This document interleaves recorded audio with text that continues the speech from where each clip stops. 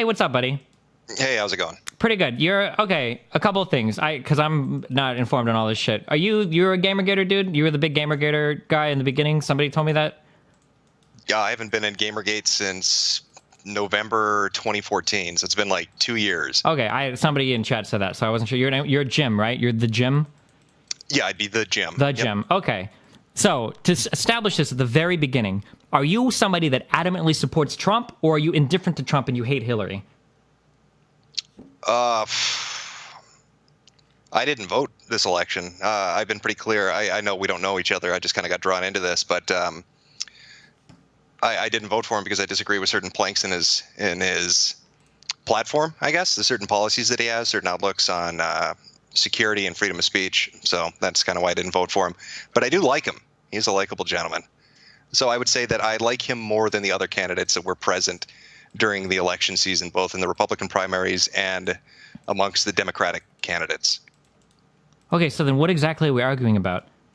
I have no fucking idea. Somebody messaged me on Twitter, said you wanted to debate, and then you sent and asked for my Skype address or username, so I got pulled in here. I don't know what the fuck we're debating. Okay, why do you like the Trumpster? Well, I hear he has a giant fucking cock. That's one thing I've been told, and I love a man with a big dick. All right. And I also like the fact that he speaks his mind. That's refreshing to me, that there's not a lot of PR in between him and his thoughts. Do you think it's admirable to speak your mind if everything on your mind is fucking stupid? Do you think that's an admirable trait?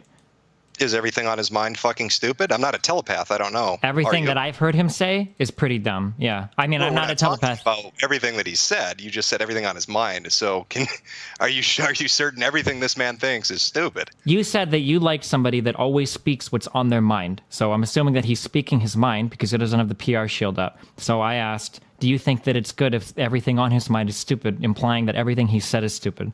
I'm sorry if semantically that wasn't perfect, but my implication was that everything he has said is really dumb. So I don't know why it's admirable that he doesn't have a filter if everything that comes out of his mouth seems to be really stupid.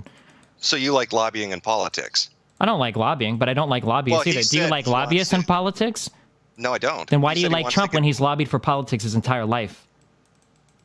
That's a great question, but I'd like you to follow up with me first because you're saying everything he said is stupid, and I asked you, do you like lobbyists? And you said no. Well, he has said this, that he wants to get rid of lobbying in politics. So you've kind of contradicted yourself. We're in like 1 minute and you've already contradicted yourself. Well, he said like 2 or 3 kind of intelligent things, but every action that he's done to the contrary has made me question. He also said he would never take donations for his campaign and he would fund it all himself. And he walked back on that as well. He also said he would drain the swamp in Washington and nominated a bunch of fucking lobbyists to move into some of these cabinet positions and whatnot. So I don't actually know if he actually got rid of all lobbying from Congress. Who did he nominate? I didn't see exactly who. I heard people like Newt Gingrich and whatnot for like State Department positions, and people like Giuliani and shit. He was looking at Romney, I think, for Secretary of State. Are we talking about looking at and rumored and suspected by sources listed in the media? Or are we talking about something that Trump himself said, these are the people that I'm considering, these are the people that are going to be competing for the job? Because I haven't heard any statement from him really about, I'm going to put these people in the cabinet positions.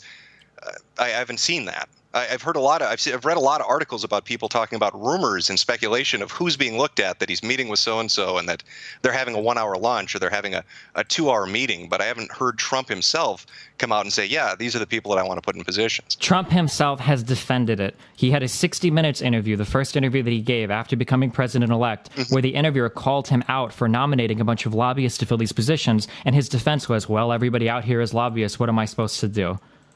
Right. But again, who are these people we're talking about? Lobbyists? The same people that he said that he didn't want in government?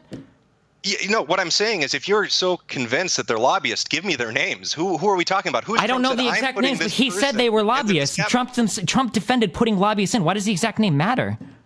Maybe it's an off-the-cuff remark talking about how corrupt Washington is. Everybody out here's lobbyists. I don't know. I didn't watch the interview. Okay. Can you give me the whole quote? Let's see if I can find it. Hold on.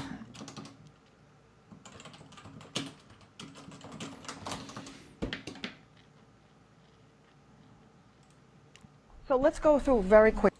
All right, this video is 1 minute and 10 seconds long. I'm guessing this is it because this looks like the interview. Some of the promises you made. Tell us if you're going to do what you said, or you're going to change it in any way. Are you really going to build a wall? Yes. They're talking about a fence in the Republican Congress. Would you accept a fence? Is this bleeding through, or do you want me to mute my mic? No, I can hear you. You're fine. It's not bleeding through. In areas I would, but certain areas the wall is more appropriate. I'm very good at this. This is called construction. But so part wall, part fence? Yeah, it could be. There could be some fencing. What about the pledge to deport millions and millions of undocumented immigrants?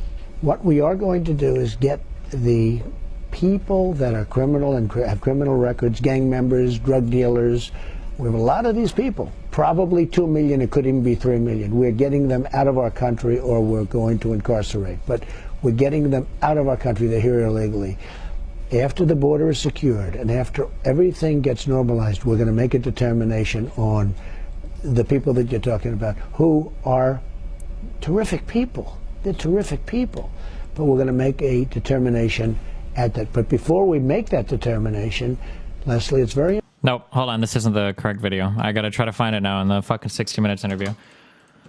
Here's a Reddit post that goes through all of the people in his transition team and the different connections and links that they have, I guess, that some people might call these people lobbyists. Okay. All right, give me 1 second here. Let me just pull this up.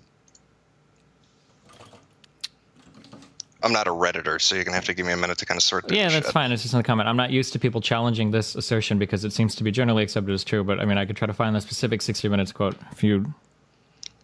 Okay.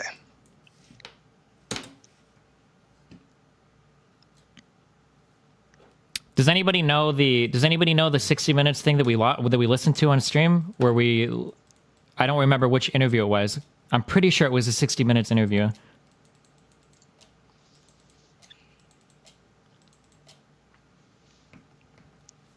Yeah, I'm reading through it right now. Is it the top post I'm going to be looking at here, or where would I? Yeah, it should have linked you to a post that's all in yellow. Oh, it's the direct one. I got you. Okay, good.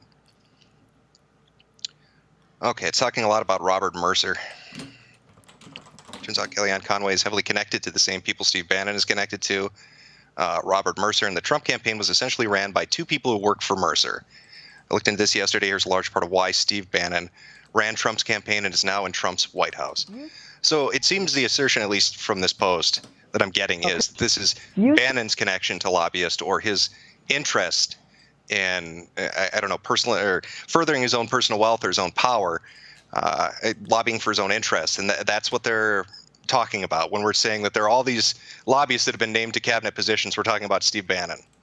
I mean, there's also been a lot of talk of other people. I guess Trump himself hasn't come out and exactly said that I'm putting Giuliani or Newt Gingrich or any of these people in, but there's been a lot of talk that those are people being considered. I don't know if it's normal that a presidential candidate would come out and say, like, oh, well, this is absolutely going to be the guy.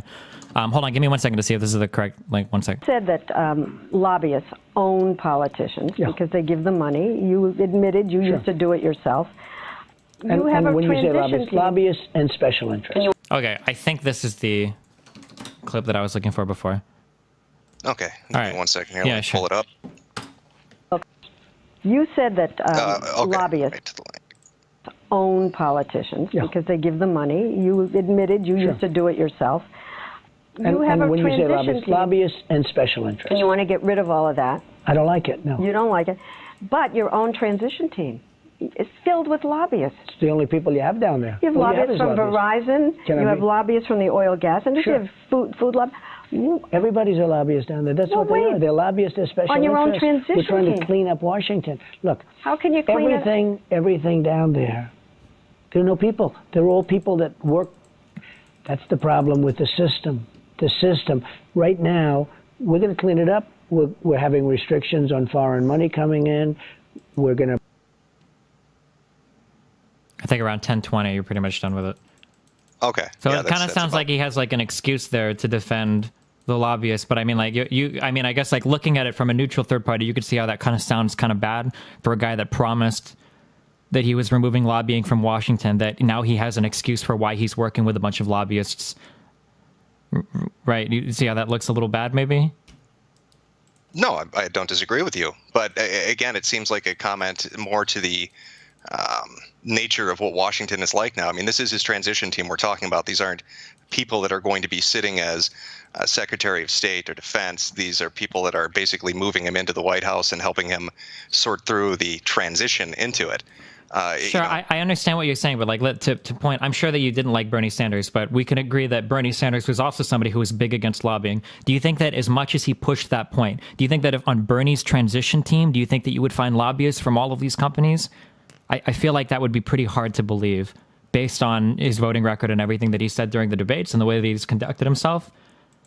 I don't know. He's on like summer home number 4. You might have found about 20 or 30 lobbyists on his transition team, to be honest with you. Because he has a couple summer homes? Yeah, because he has a lot of summer homes and Audis. Yeah. And Audis too? Yeah, he does.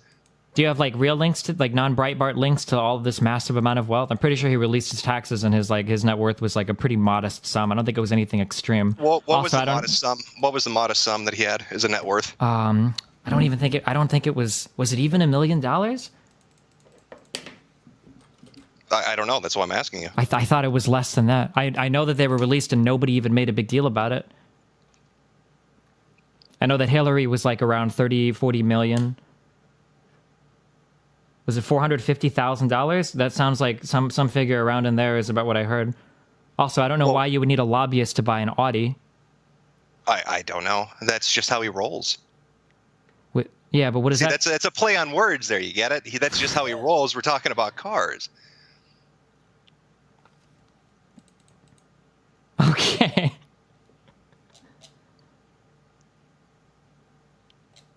So I guess all I'm trying to say is that Trump has said a couple of things that I agree with, like fundamentally, but when you look at how he actually acts, I have a hard time believing that he's actually going to carry those things out.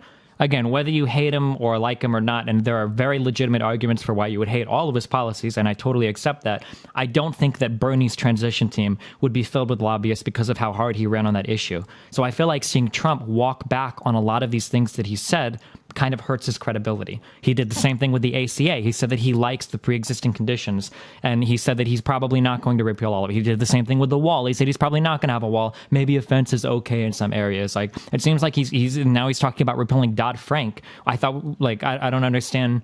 I guess it's hard to figure out, like, what exactly is he going to do. And then during the debates, he did the same, where he would say an outrageous statement, and then the next day he would walk back on it. So even of, like, the couple of things he said that maybe are good, it's hard to tell. You have to just go by the few actions that you have to judge him on, you know? Okay. So it seems that you dislike Trump. A lot, yes. Okay. And again, I don't know you, so I don't know what your political standings are or what your opinions on any of these people are. What is it exactly about Trump, aside from the thing where you said that you think a lot of what he says is stupid and he walks back on a lot of his policies? That's my biggest point. I think he's an idiot. I really do. Okay. So, for instance, like the comments he's made about global warming being a hoax pushed to us by China, that vaccines cause autism, that like all the comments, the strange comments he's made about NATO. Like I think that the taking oil from other countries and them being okay with it. I feel like a lot of the comments that he said, bringing back manufacturing from these third world countries, like I don't understand it. A lot of what he says just kind of reeks of stupidity to me. Like nothing sounds thought out. He doesn't sound informed or knowledgeable on any issue that he talks about.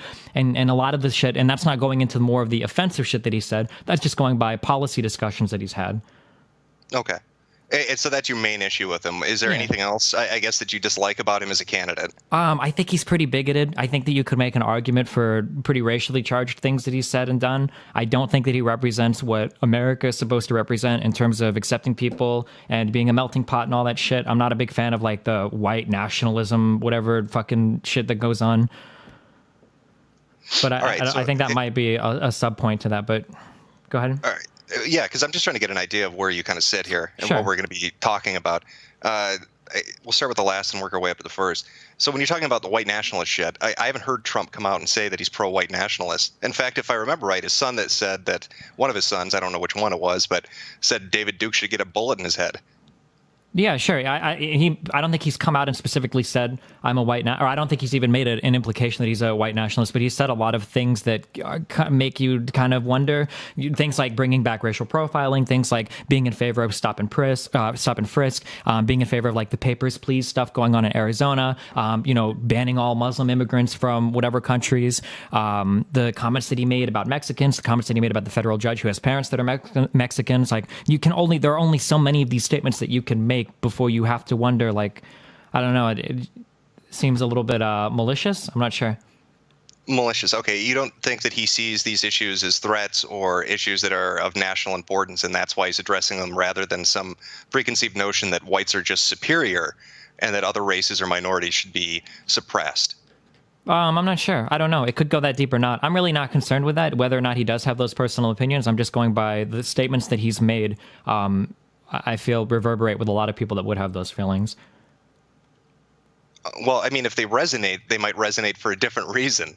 If I say we need a border security wall, I might be saying it because we've got people smuggling drugs or guns. I mean, this is a hypothetical country, but because we have some need for a border wall, whereas somebody who hears that and is some massive white nationalist thinks, that's right, those goddamn spics, they need to be kept out. That doesn't mean that the reason I brought up wanting a border security wall had anything to do with the people living south of it. And if Trump's statements were, I think we need to increase our security on the border, it's a big risk for terrorism, and we need to worry about things like drugs and crime coming, like that would be one thing. But the way that he's made his statements have just made me so uncomfortable. Like, when Mexico sends its people, they're not sending their best. They're sending rapists and murderers, and some of them are good people, I think. Like, statements like that, I don't know, they just feel a little bit wrong, and it seems to belie why a lot of the people that do illegally immigrate do it. Like, not everybody that does it just because they want to come and be a criminal and whatnot. Not to mention the fact that like 40% of illegal immigrants in the United States overstay visas anyway, and people can get here by water and plane, and they travel here via vehicles as well. I don't even know if the border would do anything.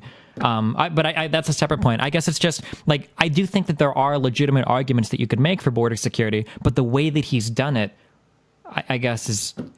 When we're talking about like Trump saying something like they're not sending their best, well, their best would be people who legally immigrate here, wouldn't they? I mean, we're talking about a criminal element. They are illegally here.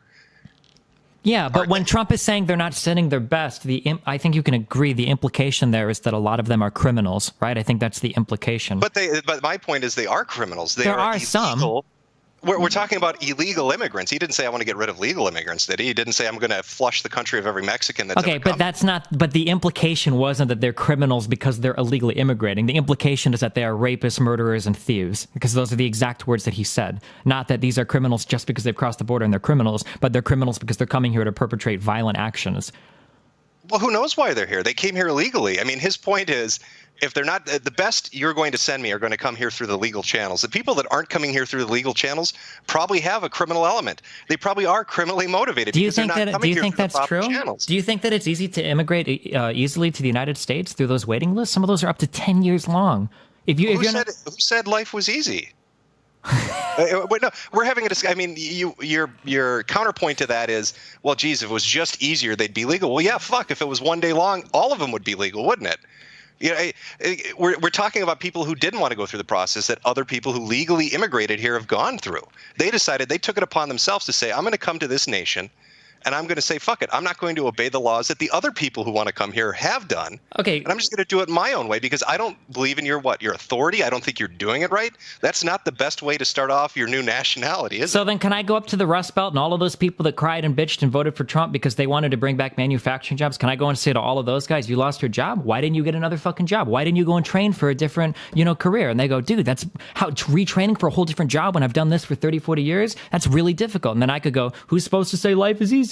I don't think that's a legitimate argument. I think that shows like a severe... I have no problem with you saying that to them. Okay. I guess for me personally, I consider myself to be relatively compassionate, even if I, go full savage. But I'm also realistic. Life is not fair. It is a difficult thing. If you want to get by in life, you should at least adhere to the rules of the place that you're going to be going into. Okay, sure. But when you talk about families that are coming across the border because the living situation in Mexico is fucked, people that are risking rape or murder or thievery coming over, right? Because there are very real risks to illegally immigrating. It's not necessarily necessarily that easy, especially depending on where you come out of. People that just want a better life for their families or a better life for their children, calling these people criminals, I feel like is a little bit cruel. Obviously, it sucks, and obviously it's bad, and we need to do something about it. But labeling all of these people as rapists and murderers and criminals, it seems to betray like any amount of empathy you might have. Like, I don't know, that I would have a very difficult time making that statement.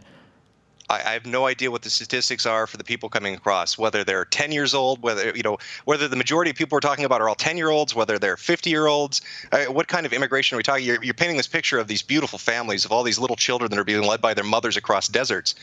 I have no idea what they look like. I have no idea what age group specifically they are. Okay, but you're really quick to label all of them as thieves and rapists, so why? No, I was quick to label them as criminals. You can back it up and listen to it, which is exactly what I said. They came here illegally. They are criminals. They are not obeying the law. Yeah, but then when I said that not everybody coming over here is coming over here to rape and murder people, you said, well, I don't know, maybe they are. They didn't come here legally. I'm pretty sure those were your exact words. You said that was a possibility. But now when I say they're not all... No, yeah, it absolutely is a possibility. If you're going to break the law once, what's going to prohibit you from doing it again? You're already not beholden to the law of the land. So if you're walking out of a store because you shoplifted a candy bar, somebody should just dome you coming out the store because you shoplifted once, maybe you'll go and rape somebody again? That's an absurd statement. Are they a legal citizen here with rights and protections? Because the illegal people coming here don't have those, do they? Okay, yeah, but your argument is just because somebody is... No. We're having a conversation about law applied to citizens of the United States and law applied to foreigners, illegal immigrants. So keep it in that context. We're talking about illegal immigrants. Can I go to whatever fucking country I want and behave in any manner I want and then expect them to respect me because, oh, it's too tough to... It's not about expecting somebody to respect you. It's about you saying that because they came over here illegally and broke one law, maybe they'll just go and murder a bunch of people. That's not how a lot of these people work. A lot of them come over here just to work jobs. Not to come over here and murder and shoot people just because they broke one law. They figure nothing else matters. What I'm saying... Okay. They have already demonstrated by coming here illegally that they have no problem with criminality because they broke the law the second they came here without going through the proper channels. It is not unfair to assume then that, well, if they're not going to respect the basic process of even getting in here in the first place, why would they respect anything else? If they're not going to respect coming through the border, if they're not going to respect going through the entire process that people who come here legally do, why would they, not rob? Why would they not murder? Why would they not rape? That's a fair argument to bring up. That's not. That's an absurd argument because you make it. No, it's not an absurd argument. It is because you're making it sound like there's some arbitrary, or not arbitrary. There's some definitive line that you cross. Like some guy is coming across the border. I'm gonna go get a job and work and ship money back to my family because my kids live in some fucked up area. And now that I come here and got a job, well, fuck, I just broke the law crossing the border, dude. I should just fucking kill someone. That's an absolutely insane argument to make, that just because they've broken the law of coming into the state, like, that's so stupid. Like, I speed sometimes. Does that mean that I'm about to throw my car off the side of the road? Oh, you drunk driving? Because I'm willing to break some traffic laws, I'll break all of them? You're acting like there's no degree of difference between committing a crime. Like, one crime is equal to all crimes, and that every person sees it that way. That's insane.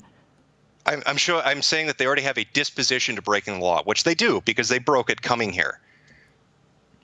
Okay, and somebody driving their pregnant wife to the hospital when she's delivering as a disposition to breaking laws about speed limits. But that doesn't mean that they're going to break every single law along the way. I feel like you don't understand the motivations of why they would come over or why they would act the way that they do by saying that. What's their motivation? Then let's talk. A lot of people come over just to work. A lot of people come over to work. Okay, so a lot of people just come here to work. Where are you getting that from? How about the fact that all the Trump supporters say they're tired of illegal immigrants coming over and stealing our jobs? I don't give a shit about what Trump supporters say. I'm asking you, where are you getting the notion that the people that illegally immigrate here come here just to work because they have families they need to support desperately in their host country? I can't source every single, super well-accepted common source claim. Like, there are 13 million illegal immigrants in the United States. There are plenty of people that complain. Well-accepted common source, you should have no problem. Okay, how many jobs held by illegal immigrants, United States? Dude, people on the right complain all the time that Americans are losing jobs to illegal immigrants. Who said I'm in the right? I don't know. But people that generally supported Trump generally make this assertion that illegal, and I'm pretty sure that Trump has made this assertion that illegal immigrants come over here and steal jobs. Here's one link. I don't know if this is credible or not. I don't know. This is from fairus.org for immigration reform. Oh, so these people sound like they would be. So these are jobs lost in California, 2 million jobs taken by illegal immigrants. I mean, I don't know. We can go through, I know this is true because I hear this asserted all the time. Here's a Washington Post article,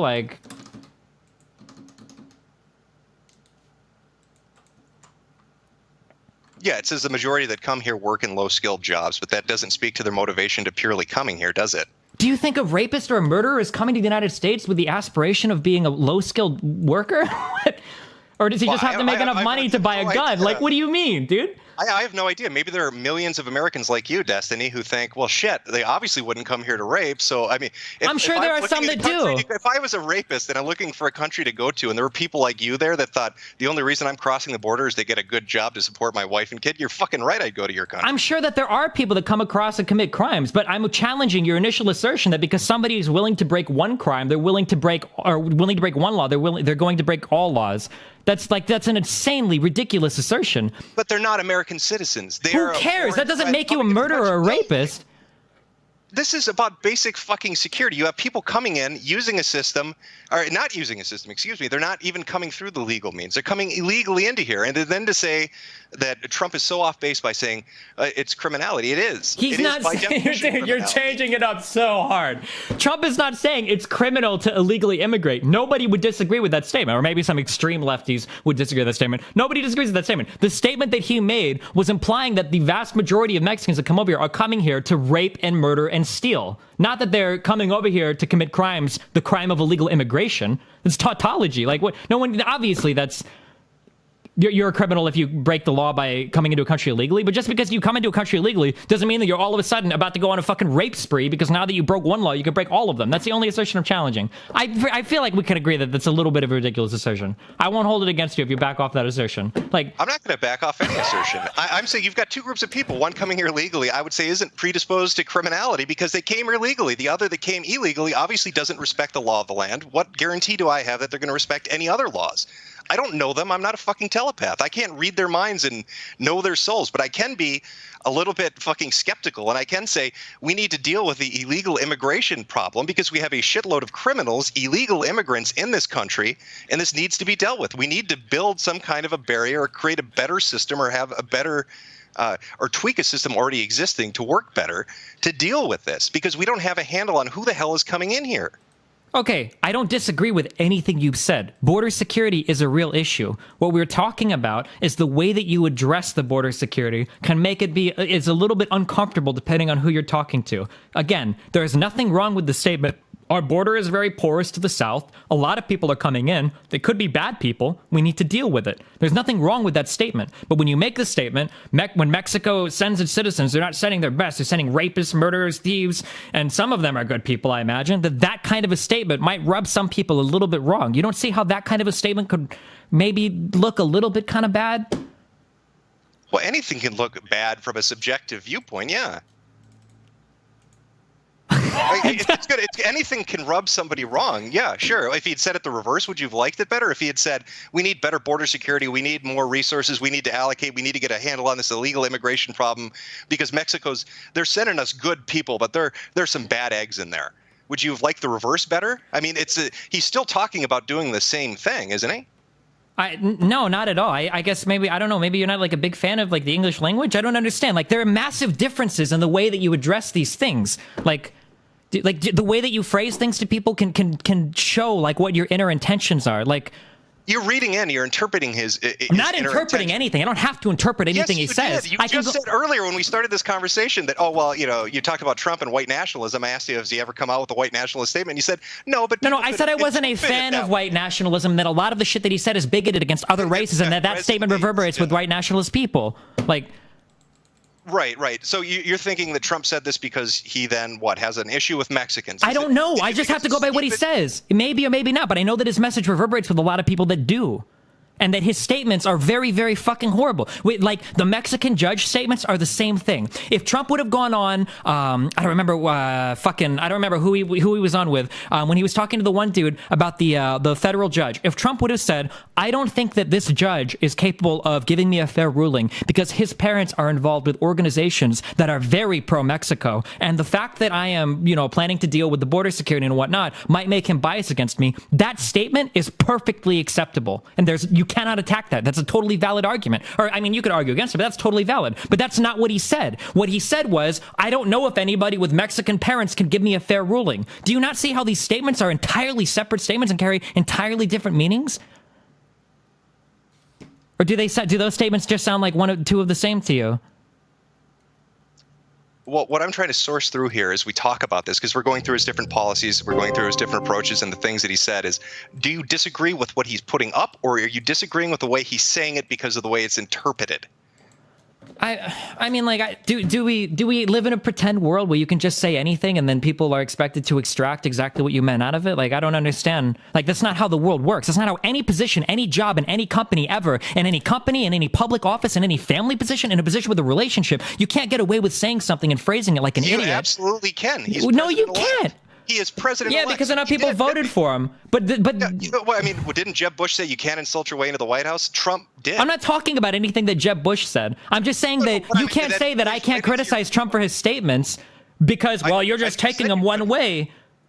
I never said you couldn't criticize him. I'm just disagreeing with the way that you're criticizing. That's all. I didn't say you can't do it. I'm not fucking holding a gun to your head here. Okay. I mean, I like to take people's statements at face value to figure out like what exactly they're meaning. And I don't like to, I don't know. I feel like trying to give somebody hardcore the benefit of the doubt and shoehorn them into my own personal beliefs because what they said can kind of be molded to it. I feel like that's a little bit like intellectually dishonest. So I try to take people at face value. I don't know. When somebody makes a statement, Mexico is sending when Mexico is sending people, they're not sending their best. They're sending rapists, murderers, thieves, and some of them are good people, I imagine. I feel like there's a pretty obvious way to take that statement, and then I feel like you can bend it and stretch it into like, well, he didn't mean that like a lot of Mexicans are rapists and stuff. He just meant that we needed to work on border security. Like, then why couldn't he just say that we need to work on border security? Oh, okay. Well, I mean, even looking at the statement of they're not sending their best, he's referring to illegal immigration, right? I mean, that's what we're talking about, obviously. Do you think that the illegal immigrants that came here are the best? Do you think it's made up of nothing but Olympians and no, of course not. People with 4-point GPAs and people that worked as executives at major companies and just all these talented, skilled individuals? Do you think when he says they're not sending us their best, that's not a fair statement? No. Or no. I agree. They're not sending their best, and that on its own is a fine statement. A little bit crass, but that's an okay statement. But when you go a step further and you say that they're sending rapists and murderers and thieves, do you not see how that's like a step further into that? But have there been illegal immigrants that came here and killed and raped and stole? Sure, but you're making it sound like that's the majority of immigrants that are coming over. Well, that's how you read his comment, yeah. Because that's how his comment sounded in the English language. I'm taking into account, I guess, kind of how Trump phrases things and how he talks bigly. Trump's kind of got a bizarre way of fucking speaking. So I guess I filter it through that lens. Okay, do you understand the issues then when his supporters will filter every stupid thing he says into being something intelligent, but then when the opposite does it, everything they say is taken at face value and even is extrapolated into further insanity? Like, I mean, if that's your defense, that you're going to filter what Trump says because he's got a certain way of speaking, then I guess we can just agree to disagree or whatever. Like, because I can't touch you there. If you like, that's like the faith argument for the Bible. Like, if you're going to believe it on faith, like if you have faith in Trump that what he's saying is a certain thing, then I can't touch you. Like, we can move on to the next thing, I guess. Well, yeah, fine. Let's move on to the next thing. Sure. What next thing are we talking about? I don't remember. You said we were going to go back. You're driving the Audi, dude. So I'm in the back seat. Oh, okay, well, you brought up the Rust Belt. You brought something about manufacturing jobs. Oh, yeah. That thought that Trump was going to bring back jobs somehow, manufacturing jobs. Yeah, I think that was a big appeal to those people. He couldn't do it. What do you think that he would fail at being able to? Why do you think that he's unable to fulfill that promise of getting people jobs? Because the majority of those jobs have already been lost to manufacturing. Even in countries that those jobs were outsourced to, those people are losing the jobs to automation. Even in China, even in Mexico, there's no way that you're going to bring back manufacturing in the United States, and then even if you did, make those jobs available to the people somehow. Like, this is just never going to happen. I haven't seen any economist that agrees with that point of view. And the figures that I've read is up to like, hold on, because I know you'll look for a figure. I think like 88% of jobs. Here you go. This is a Fortune.com article. I think they even lean right a little bit. 88% of jobs have been estimated to have been lost to automation.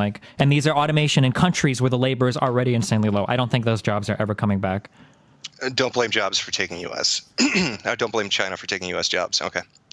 So you think that what exactly has he promised that you think he's unable to fulfill, I guess? What exact statement has Trump said that the supporters in the Rust Belt are listening to? Are we talking about import-export? Are we talking about tariffs? What exactly? He's talking about tariffing every single country or putting a tariff on all imports until competition is competitive again, or manufacturing is competitive again in the United States, is what he said. Okay. Do you think that Do you think that the United States not having as strong a manufacturing base and as strong an export as it used to have has hurt us economically. Would you agree with something like, I don't know if you ever read the book American Theocracy, but that was one of the 3 pillars they kind of talked about being a major shift in America's diminishing power, Yeah, diminishing power. I don't know in terms of, would you say power? I don't know what that means. I know that we've shifted from a manufacturing economy and we're shifting into a service-based economy. I mean, a while ago, like, I guess, like, in theory, I like the idea of us manufacturing our own shit. But, I mean, economics isn't a zero-sum game. If Mexico and China can make our shit for much cheaper, that means that we have more money for other things, right? Lower-class people that can't afford products that, can spend a greater percentage of their income on things that aren't bare necessities, like clothing or whatever the fuck you would buy at Walmart. I mean, I buy into the idea that manufacturing in other countries and utilizing their comparative advantage is probably overall better for everybody involved. And it also makes those countries better off as well, so... Oh, okay. So you've got a country like Mexico, you got a country like China. We put tariffs on them, so it costs them. The cost becomes prohibitive for them to come in and compete. But you don't think that we can catch up to that because we'll have automation replace workers anyway? Well, sure. I mean, the standards of living for people in Mexico or China, ignoring automation, were already non-competitive, right? I don't think you could get away with paying an American worker what you pay a Chinese manufacturer, no, of course right? Not. So then when you factor in that even at those absurdly low wages, they're also automating jobs. Even still, how does that fare for the American worker then that wants a manufacturing job? Like, how much more expensive would those products have to be to cover that labor? To cover the difference, I have no clue, to be honest with you. I really don't. And this is something like if Trump would have spoken more on this, then maybe I could have bought into it more. But everything that he said just kind of sounded like a meme. Like, I'm just going to tariff the fuck out of everybody. We've tried tariffing individual products before, but we've ended up buying them from other places. There's a report. I can search for it if you want. Where we tried to make our tire industry more competitive, and we were buying all of our tires from like China. So we put a tariff on imports from China for tires specifically, and then we started buying all of them from India. And then when we tariffed that, they just started buying. So the only way would have been to tariff it from literally all over the world, like every single import on tires, to protect our industry. But that at the end of the day, prices become so expensive that it's prohibitive, and it doesn't really make sense to do it. Like, you just end up fucking everybody over, right? Okay. So do you think that Trump's game with this then, talking about tariffs and bringing jobs back, do you think he's trying to play some kind of an economic mind fuck with these people? Not an economic. He's just trying to appeal to a certain demographic. No, I'm not talking about Americans. I'm talking about foreign companies. We're talking about like China and Mexico, these places that are creating these products. You make it prohibitively expensive for them to bring it in. They're going to be losing a profit. I mean, do you think that this is supposed to give him some kind of leg up, that he's going to renegotiate something, that he's just going to let the tariff sit and take the money and then reinvest it somehow into these areas in the Rust Belt? What I don't think he's going to do anything with it. There's nothing that he can do. These countries are manufacturing products for us because they're just better than us at it. Like, that's it. Like, there's nothing more to be done there. Everything else betrays how capitalism works. You're just putting artificial price floors and artificial pricing mechanisms to try to disrupt the market. I don't see how there's any positive government action that could be taken there that would be a net positive for the American. Well, who benefits most, I suppose, from Chinese industry, Mexican industry? Are we importing the most, or other countries importing the most? If you believe in comparative advantage, everybody benefits because it's not a zero-sum game. You have countries that can do some things better than other countries. America does service better than China does service, or Mexico does service. Mexico and China do manufacturing better than America does manufacturing. So the idea is you let everybody work at what they're strongest at, and then everybody gains. Is the idea that everybody is better off as a result of that kind of, policy. No, what I mean is, who are they exporting to? Is China, the majority of Chinese goods, are they being exported to the U.S., or are they the majority going to like the U.K.? Are they going to Russia? I feel like, I'm pretty sure the United States is the largest single export partner to the Chinese. I could be wrong on that. Okay. And yeah, we are China's largest trading partner, yes. Oh, okay, and we're talking about Mexico when they're exporting and we're importing. Are we their largest importer from these types of jobs, from these types of industries that he's talking about from, I guess, that country? Or it's Mexican goods? Are Mexican goods going to South American countries instead? Russia, the UK, Brazil, whatever. Mexico import. I'm pretty sure the United States is one of the large, especially after negotiating NAFTA. Mexico is currently our third largest goods trading partner. I don't know what we are to Mexico. I imagine we're one of their largest. So if we put these tariffs in place on these different countries, on these different companies, what are they going to do then? I mean, if we're the ones taking the majority of their goods, if we're consuming the majority of their goods, how do they compete? Raise prices? Right. So do you think that he's trying to create a situation where they have to raise prices, these become higher, when they're on the American market, people don't want to pay that, so an American company comes in and tries to compete with them? I mean, we're not just factoring in the tariff cost, we're factoring in them raising the prices when they're sending it to whoever the distributor is, whoever their middleman is going to be before it gets put on a Walmart shelf. Yeah, but if you think the margins are so low, why wouldn't somebody in America be competing already? Like, if the margins are so low that a little bit of a tariff bump is going to make manufacturing competitive again suddenly, I feel like for people to move all of their manufacturing out of the United States, even against severe public backlash, what was that air conditioner company in, was it Arizona or New Mexico? The big I know who you're talking about. Yeah, the big air, like, to face public backlash like that, and then to go and build or rent an entirely new factory and to close down everything that's in the United States, I feel like those margins must be like significant. So if we were to put a tariff, it would have to be a significant one, right? Would you agree with that? That it would probably have to be more than a little. And if you put a significant tariff to bring jobs back to the United States, and even somehow, and we'll even estimate somehow maybe you magically avoid automating all these jobs, which I don't know how you would make that illegal, I guess. How are you going to get all of these people that rely on these poor products that are now having to spend a greater percentage of their income on these products? How are these people going to be okay with it? It seems like you're just hurting the lowest class of citizens at that point. I figure like you're putting tariffs in place, it creates a bit of a domino effect where they're raising prices because they want to keep their profit margins where they are. This allows an American company to maybe take, I mean, you've got multiple factors. You're giving tax incentives maybe to American manufacturers or companies that come up to fill this void. So they've got a bit of a tax break. This guy's getting tariffed and he's raised his prices. It's now somewhat leveled the playing field. And I have no idea what that, these. Yeah, I mean, at that point, on top of the other. Yeah, but at that point, you're talking about a very non-Republican, non-Trump idea. You're talking about expanding government and subsidizing an industry. So where is that money going to come from? Because now what you've done is you've moved jobs from China to the United States, and now you're paying for it with American taxpayer dollars. If you're talking about giving preferential tax treatment or subsidies, so now you're like a Democrat. You're just throwing money at an industry to keep it alive and expanding government and doing so, which is one of the things that Trump was supposed to be against, right? I think even in his official statements, he said he's want to cut 2 federal jobs for every one new one he instates. He wants to put a freeze. Oh, that was on regulations. He wants to freeze, I think, all federal funding, I think, for employees, for non-essential employees. I think that was in his thing. I don't have to bring it up again, but like everything that he said in his plan has been pretty big on decreasing the size of the federal government, right?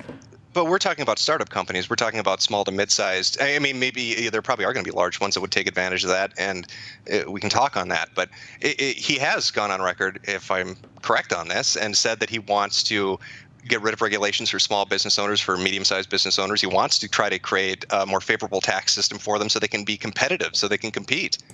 I mean, I get like not to oversimplify the issue, but like say you have 2 kids and one is way better at making PB&J and the other is way better at pouring glasses of milk, and they each do this like so much better. Why would you switch their roles and put in a whole bunch of artificial, market unfriendly, capitalism unfriendly policies in place to make them catch up when instead both of them can just do what they're best at, produce more products for both sides, and then take that extra money and invest it into other areas of the economy? I guess I don't understand why you would spend so much money protecting an industry that is not competitive without massive government subsidization that would have to be paid for with American taxpayer dollars. Like, it just seems like... Well, maybe the child that's best at making PB&J, you're saying we've got 2 kids, maybe that kid's from the house next door, and maybe I want my child to be the best PB&J maker. Maybe I want to give them a leg up rather than the kid from next door. Yeah, but then everybody just has less money and everybody loses. Why would you want your kid to try to catch up when the other kid is already making PBJs like crazy? Your kid has more time and more money to do what he wants. Like would have more money to do what we want, investing in other areas of the economy. If China can manufacture better than us, just let them manufacture. We can spend that money and train our people to do other things that we're better at, like the comparative advantages, right? Well, yeah, but you're talking about moving into an entirely service-based industry. Which is essentially what we're... They will always outcompete us then. Exactly, if we're not trying to address it, if we're not trying to catch up, obviously they have a head start. They're going to be way ahead of us on that. So, but what I'm saying is you have that much faith in the service industry that some technology later on is not going to come out that's going to completely make it irrelevant. I mean, then what do we do? Now we don't have manufacturing jobs and we're fucked in the service industry. I mean, that's a pretty big hypothetical. Like, do you think China's scared right now that some new innovative technology is going to come out that's going to destroy their manufacturing industry? I mean, you linked me to an article that said that it's automated at this point. So yeah, but it's still the industry is still in their country. Yeah, but what I'm saying is because they've had a chance to build up towards it. We've been building our service industry the entire time. How is China magically going to discover something that's going to like make them like, well, you're a new tech startup. You're not going to San Francisco anymore. You're going over to Beijing or some shit like. How do we lose our grip on the manufacturing base in the United States in the first place? By opening our markets and initiating a trade with other countries that are developing massive bases of people that are entering job markets that historically weren't before. China and India have been massively developing countries for a long time. We used to have all of our own tech people here too, and now we import jobs via the H-1B system, which I think is shit from fucking India. I mean, and we outsource a ton of our service industry to India. Sure, yeah. So what I'm saying is we used to be number one in manufacturing. We're not anymore. We've lost that. To think that we're going to hold on to this service industry and that we're going to be secure in that and that's going to be the golden next 50 years, I think is wishful thinking. I mean, I think if you're somebody like Trump, and I know a lot of people who like Trump, and I know my parents who love Trump, then you think America is great and America can do great things and America is an awesome country, then so like what you're telling me is Americans are so naturally fucking horrible at everything that we need to protect all of our industry and service so hard, because if we don't, we're going to lose it to everybody else in the world. I don't know, that kind of sounds sad to me. Like I think that it makes sense for a nation to have its own interests at heart. I don't think that that's an unfair statement. I think that putting its own citizens first ahead of other countries' citizens isn't a terrible thing to say. I think that trying to create a situation where people in the United States have jobs and a secure living isn't a terrible thing to say. Yeah, but a lot of those comparative advantages come with that too. Like the fact that we get industry or that we get so much manufacturing from China means that poorer citizens don't have to make as much money to be able to afford clothes, or that they are able to spend a greater portion of their income on things like entertainment. Even poor people in the United States largely have access to the internet and computers because a lot of this manufacturing is done in China, and you can buy a fucking crazy ass cell phone with 4,000 times more power than the space shuttle for $300. Like a lot of that is the result of these manufacturing jobs being available in these countries that can do it so efficiently. So wait, are you saying that you think the guy that doesn't have a job is happy because the Chinese manufacturer can make him, Foxconn can make him an iPhone that only costs $200? You think that that's a good trade, that you think that he's satisfied if you came up to him and said, we can, give you a $200 iPhone and no job, or we can create a system where you're going to have a job, but that iPhone's going to cost $300? No, but do you think that all the people that worked or all of the people that have to spend like a huge amount of money on shit products are happy that they're getting a few people, highly protected jobs because they don't want to let other countries compete? Like, you're trying to find like one specific loser. Like, does somebody lose out on a job? Yeah, sure, but that could be rectified. You train for a different area. We haven't focused on those industries, but you train for a different career. You train to do something else besides manufacturing. Like, your alternative is, well, we bring back some manufacturing jobs, keep some people happy, and now every single poor person in the United States has to pay a higher percentage of their income on necessary products. Like, do you think those people are happy with that? Well, what percentage of those poor people aren't going to be working? I mean, this comes down to numbers, I guess, on what we're talking about. Whatever the numbers are, I guarantee you we're not bringing back tens of millions of manufacturing jobs. And again, we're still ignoring the fact that so many jobs. America's still the second largest exporter of goods in the world, right? We've already automated a lot of our own work. The idea that we're bringing back manufacturing from other countries and not automating it is crazy. That will never happen. Okay. I guess my point would be this, kind of looking at the manufacturing thing and then even touching back on the illegal immigration thing when we're talking about, are they coming here for jobs? And you linked me to, I don't know what was this, Fortune.com article? Or no, not the Fortune.com, the Washington Post one talking about the jobs they're working. You're looking at a situation where you create a system that's more beneficial to United States citizens than it is to a foreign country. You bring back manufacturing jobs. Let's say that it doesn't cover the amount of unemployed that we have in the country. That's fair enough. I agree with you on that. But you're also getting rid of illegal immigrants. You're also getting rid of people that are taking job positions. And I'm not saying that's in the manufacturing industry. I'm just saying that those are positions that could be filled. Wait, how would you get rid of illegal immigrants? By deporting them. But what does that have to do with the job thing? Oh, you're assuming that if he deports all the illegals, that's going to free up a lot of jobs for Americans, and then a percentage of them, yeah. Oh, I guess if he's able to do it. I mean, Obama's been doing it at record numbers, and we still have a lot of illegals here. I feel like the solution to the illegal immigration thing is a very comprehensive one that's going to have to rely on working a lot with Mexico. Putting a wall up won't stop the people that overstay visas, which is 40% of our illegal immigrants. It won't stop the people or the drugs that get here via plane, boat, or car already. Right. Well, the 40% that are overstaying visas, we already know where they are, so that shouldn't be too hard to round them up, should it? I mean, they haven't yet. And again, Obama has to a degree. Sure, right? but Obama has deported more than fucking any other president in the history of the United States. Obama's been crazy in abortion, but even at that, I mean, like, they're still here. And I mean, like, do we want to be spending money all this time? I feel this is getting off into the Mexico thing, but like, I feel like a better solution to Mexico would be working with Mexico until its problems are solved.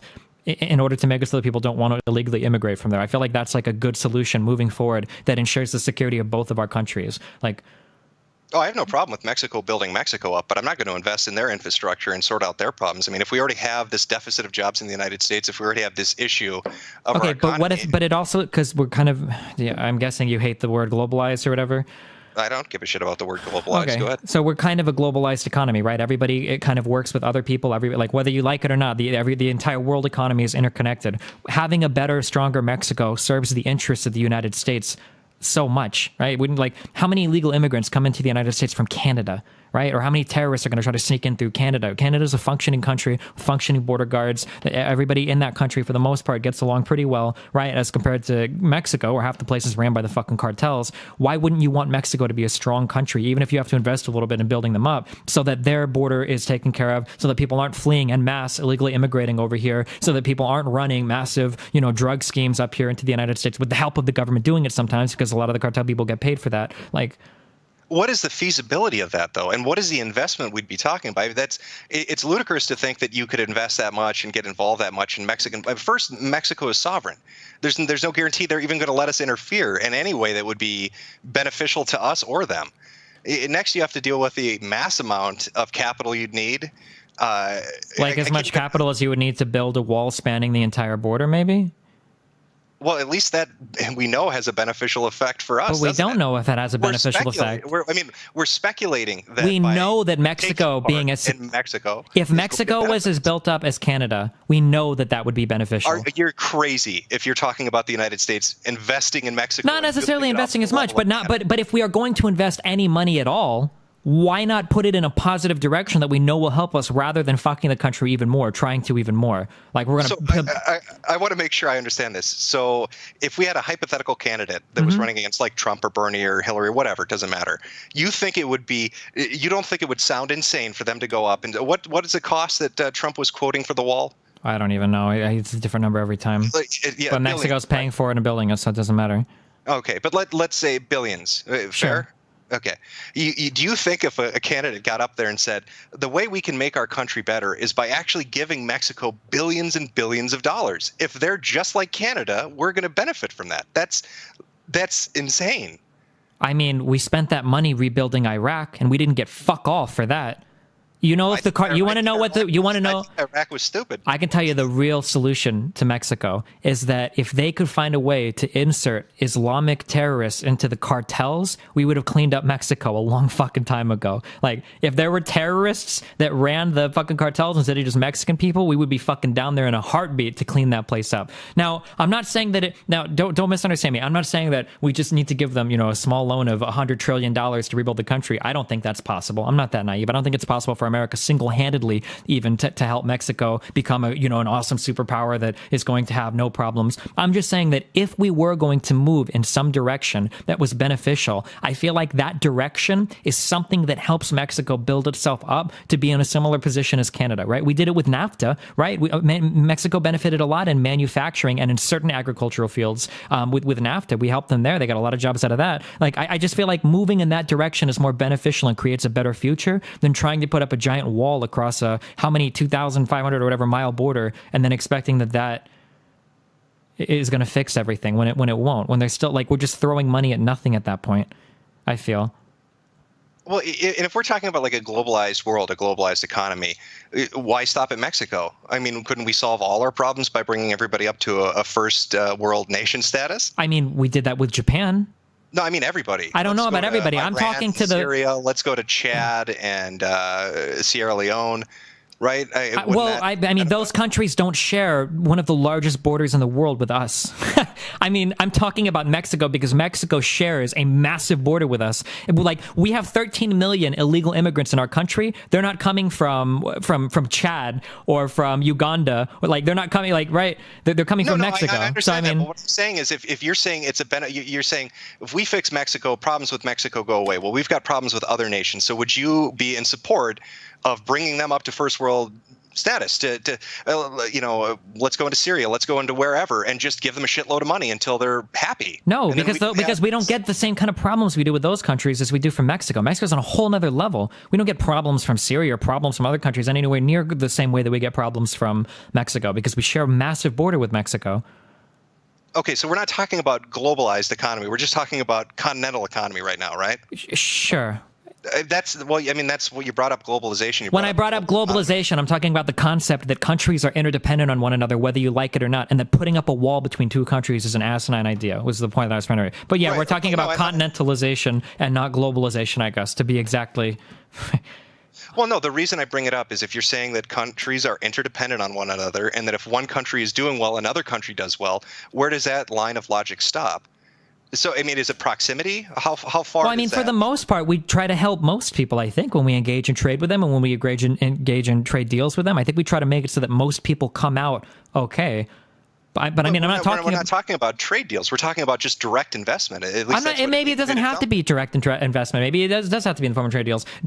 Trump is on record saying that he wants to completely dismantle NAFTA and go back to the drawing board. Trump is on record saying he wants to build a wall. These are monies that are being invested in a very specific thing that I'm saying could be spent in a different way. Now, if you don't want to build the wall at all, I mean, I guess that's okay too. But I'm just saying that if you're going to if we were talking about building a massive wall between Iran and Iraq, then I would say the same thing there. Like, well, maybe that money can be better used elsewhere, right? But we're not talking about building a massive wall there. We're talking about a massive financial investment on our southern border. And what I'm saying is, why not make a massive financial investment instead in a southern country? I don't know if either idea is good, but I would rather the money go towards building a long-term sustainable future rather than putting up a big Band-Aid that might not even help at all. I think it's just foolish. I guess this is where we're going to disagree. I can't see. I can't see that as being sane.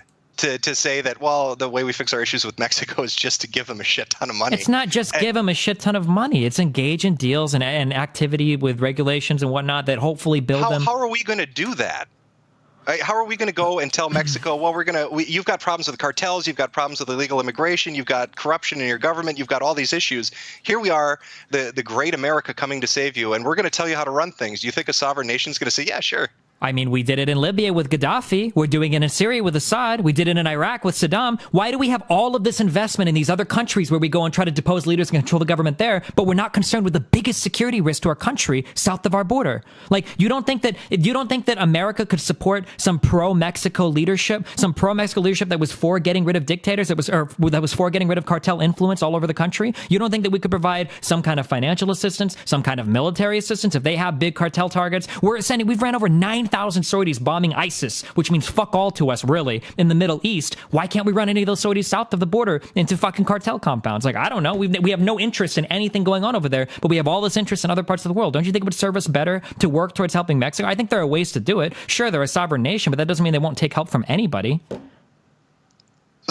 Well, you bring up like Hussein, Gaddafi, all of these different things. Are the justification we used to go into there where they were dictators? So are you saying that Mexico's run by a dictator? You want to use sorties in Mexico? No, that might have been the justification for it, but the rationale was for American interest, right? I don't give a fuck if some dude is a random ass fucking dictator. It's for American interests, because there are dictators all over the fucking world and fucking Africa and shit that we don't give a fuck about. But the Middle East has interesting territory for the United States because of its position towards Russia that we are very interested in. You don't want to build a wall. Instead, you want to use a military approach and run sorties over drug cartels. Sure, and work with Mexico to rebuild its country. Yeah, sure. If we're going to invest money into something, why not in making Mexico better so that a bunch of fucking people don't run away from that country into ours? Or you could just block them out with a giant wall. But we don't even know if that'll work. Wait, sure we don't. You're right. We don't know if it'll work. It might not. Like, you're right. I guess, like, if I could see my future, like 30 years from now, if I could look at the world, I feel like if you had two worlds, one where Canada and the United States are strong, and we've got this impenetrable fucking, post-apocalyptic wall between the American and Mexico border with, like, laser drones annihilating anybody trying to cross, versus a world where Mexico to the south of us is a strong, independent country that doesn't have all these issues with the cartels, that is a good and strong trading partner with the United States, that is a strong ally to the United States. Like, why wouldn't you prefer Mexico to be, that could maybe help us with our economy? They could have manufacturing better and different kinds of their economies could be better. They work as trading partners for us. Like, why wouldn't we want that future instead of the one where we just say, fuck them and build a wall? Like, if we're going to invest money into it, like, Because it would come off to the average person, I would imagine, when they're looking at their situation where they don't have a good job, or maybe they don't have a job, where they feel like that they're being ignored, or that they're in poverty, or that they're having issues, and then they hear the American government is going to invest all this fucking money in Mexico because eventually it's going to pay off. That just seems like, to the average person, to the average voter, that would be a horrendous fucking policy statement to make. I mean, I'm not talking about how the average voter in the Rust Belt thinks that Trump is bringing back manufacturing jobs, which is an even more ridiculous statement. I don't know how you would sell it to the public, or maybe you'd have to go Hillary Clinton's route of private and public position or something. I'm not saying that selling this to the public would be easy. That's why that was my half joke earlier, was that you would have to convince the public that there were fucking Islamic terrorists down running the Mexican cartels, because if they were, then we would, if we did everything in Mexico that we did in Iraq, how much better would that be for the United States? Obviously, it's a much fucking bigger country, but like, if we were to work on cleaning up that country as much as we did in fucking Iraq, as much as we tried to do in Syria, as much as we kind of did in Libya, like, I don't know, I feel like I don't know if I take the military approach of Iraq, Afghanistan, Libya, and fucking Mexico. I don't know if that will work out very well. I mean, it may or may not, but the wall is an absolutely fucking absurd idea, and there's no proof that it'll help us even a little bit. Like, Trump's talking about building a wall. You're talking about waging essentially a fucking war. I'm not talking about waging a war. I'm talking about helping a government that wants to rebuild itself and free itself of cartel influence. I mean, I guess I don't think we're going to get through on this. Like, you understand that a wall is stupid, right? That a wall, there's no evidence that a wall will help. People dig holes under it, people fly over it, people boat around it, and people drive through it. Like, there's no evidence whatsoever that a wall is going to help us. And then, as long as Mexico is a fucking wild card to the south, that's always going to be a detriment to the United States and our interests in the future, right? You agree with that, at least, right?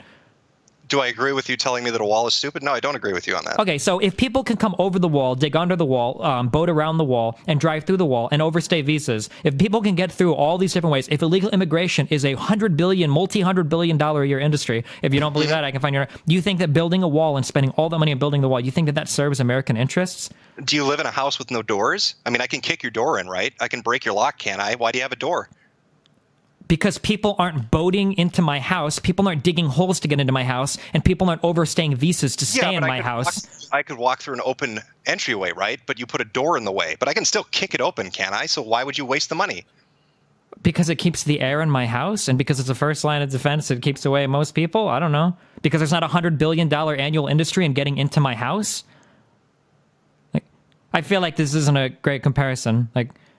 No, I feel like it is a good comparison. You're talking about like, well, shit, we can't control the border at all, so fuck it, let's not really address it. Or a wall is the wrong approach because people can dig under it or go I mean, over to some extent, you know that people do this, right? Like, if you go into a really good neighborhood, if you go into the country, these are people that don't lock their doors. Why? Because they trust their neighbors. Like, and I live in fucking Nebraska. I don't know where you live, but that's really common, especially if you go out west. People never fucking lock the doors in the house. That's bizarre as shit to some people. But if you move into a really fucking shitty area, you get really shitty neighbors, you better believe you got a fucking alarm system and fucking ADT and locks. Really shitty neighbors, Destiny. We have really shitty neighbors. Okay, and what I'm saying is we have the opportunity, and what I'm saying is we have the opportunity to work towards making these neighbors better, or trying to erect a whole bunch of fucking walls when it's already... Do you think that if I wanted to find if I doxed you and wanted to find your house and break in with 50 fucking people with AK-47 shit, do you think that your door is going to help you? Well, it's going to make it a little bit more difficult than if but not really, dude. Not really. I'll come in through a window. You don't think that having a door and not having a door, there's no difference to you. If I really wanted to get in and I was being paid for it, nah, of course not. No way. Kind of like illegal immigration in the United States now. People really want to get in and they're being paid hundreds of billions of dollars to make this happen. No, I don't think a fucking wall is going to help. People have already dug under some of the fucking walls that we have in place. Like, you can go and find pictures of dig under wall, Mexico, United States border, and find evidence of that. Like, and people are already getting in other ways. Like, you're talking about building a door without having a roof on your house, or with having a lake that connects to your living room that doesn't have a wall on it. Like, this is the equivalent of having a door here. Like... And we have a Coast Guard, and we have things. Dog, the Coast Guard, dude, part of my family swam here. I have Cuban ancestors, okay? The Coast Guard doesn't even catch people swimming from Cuba. Obviously, they don't get all of the people coming through bringing fucking drugs and shit. Yeah, but they get some of them, don't they? And if we had no Coast Guard, they'd all get in. And if we don't have a wall in place, anybody can just walk in. How hard, dude, if you wanted to smoke a joint, how hard would it be for you to find fucking marijuana right now? How hard would it be for you to find cocaine or heroin right now, dude? Drugs are ubiquitous in the United States. The Coast Guard doesn't do fucking shit. Come on, let's be real, dude. You really think the Coast Guard plays a major role in keeping drugs out of the United States of America? Like, I could go, even in fucking shitty Omaha, Nebraska, I could go and find any drug that I want if I go downtown and talk to the right people. Why are we talking about drugs? I was talking about people. Because you're talking about the Coast Guard's ability to keep these people out. They fucking suck at it. Right, but we're talking about two different things. What I'm saying is the Coast Guard does apprehend people. You're telling me the Coast Guard has no record of stopping anybody from immigrating into the United States? No, I'm saying that they're largely irrelevant, which they are. So they have no effect, is what I'm asking. Pretty much, like negligible effect, I would say. A negligible effect. Yeah. So we could just do away with them. Probably not do away completely, but I don't think they do much because the Coast Guard helps with like finding capsized ships and getting people and whatnot. And well, I mean, you know, where you're talking about Cuba, right? Like the negligible effect at stopping people from coming from Cuba or from wherever the fuck they're boating in from. So should we just build up the economies of Cuba and other places then, so they don't feel the need? Yeah, to that's part of what we're doing in Cuba. That's why we lifted the embargo on Cuba. That's why we've got travel going to Cuba. That's why a bunch of people, Trump included, are investing. Trump included are investing in Cuban real estate. Sorties. And investing billions of dollars like you're talking about. Cuba doesn't have the same problems that Mexico has. Cuba doesn't need a military solution. Mexico probably does. Your world outview seems to be that if I just give everybody the shit that I have, they'll stop picking on me. I mean, that seems ludicrous. What? It's not about giving anybody shit. Yes, it is. You're like, I'm going to build you up so you don't come and take it from me. You're still getting fucking robbed, man. You're still, except you're not, out. dog. These are humans. These are people. We aren't fucking 4-year-olds that have 4 toys in front of us to play with, and we don't want to share it with fucking Ricky Bobby next to us because we don't want them taking our fucking toys. These are humans and people that live in dynamic countries that interact with us on an everyday basis, right? If people to the south of, and these are humans. If people to the south, and I'm not even saying this, I'm sorry, I'm not even saying this as a humanitarian. Fuck the people to the south. Even if you don't like the people to the south, if they were doing better over there, they wouldn't fucking come over here. So even if you're the biggest fucking wetback spectator in the entire United States, the best thing for you is for Mexico to be a strong, independent country that doesn't have people constantly trying to run away from it to get over here. Like, it works out the best for everybody. Even the most racist of people would be happy to know that Mexico is independent enough not to have people fucking coming over here. Again, it sounds like your solution or what you propose is, yeah, I'm just going to give them so much stuff they don't come and take it. It's not about giving people. Why are you taking my arguments and making them sound so absurd? Because we're talking about capital and why do we make NAFTA? It sounds like all we want to do is just give them all of our manufacturing jobs. Do you think that's what NAFTA is? Should we just roll back on? We're not talking about financial investment. That is something you're giving them. It's not some fucking imaginary thing, is it? Sure, but we're talking about financial investment in a wall as well. Are we not? Where's that money coming from? Mexico's not fucking paying for it, dude. It's not going to happen. So where are the money and the workforce going to come for the wall? You're already throwing money at it. Why not once we put that fucking wall up, it's going to stand. We don't know if But the wall's not going to do anything. We don't know if we invest in Mexico, if the corruption's not just going to come right the fuck back in 5 years later. I don't know, dude. I feel like we have argument, aren't you? That if we give them no. We have a very different understanding of how effective the wall is. Like, I don't think the wall will contribute anything towards the safety of the United States of America. It's a multi-hundred billion. I think there was even a big fucking. I can find you a big Time article that talks about the illegal immigration racket and how much money is involved in all of this fucking shit. Like, the idea that putting up a wall is going to help when so many people come in so many different ways is such an absurd idea. We're never gonna grin it. Like, if you're gonna throw money at it, if you wanted to give me a choice between putting up a wall versus putting twice as many border agents with fucking M4s or whatever on the wall or on the border, I would be more in favor of the agents because at least I know you'll get more people doing that. I don't think the wall is gonna do fucking anything. Okay. But I mean, I guess we can. I guess this is just a different way of looking at things. Yeah, maybe. All right. So we talked about manufacturing. We talked about illegal immigration. We talked about the border wall. We talked about Trump saying stupid things. This is your show, so I don't know if you have certain topics related to Trump that you want to talk about. Anything related. I mean, his statements on scientific things. The vaccines cause autism. The climate change is a hoax pushed onto us by China. I don't know. I think those are pretty absurd statements. But personally, I don't think vaccines cause autism. I think vaccines are important. As far as climate change, I believe that's real. But I suppose that it wouldn't necessarily hurt China or others to take advantage of that to try to give them a leg up in manufacturing and give them a competitive edge. I don't think that's unfair to say. Yeah, but I mean, I don't know, dude.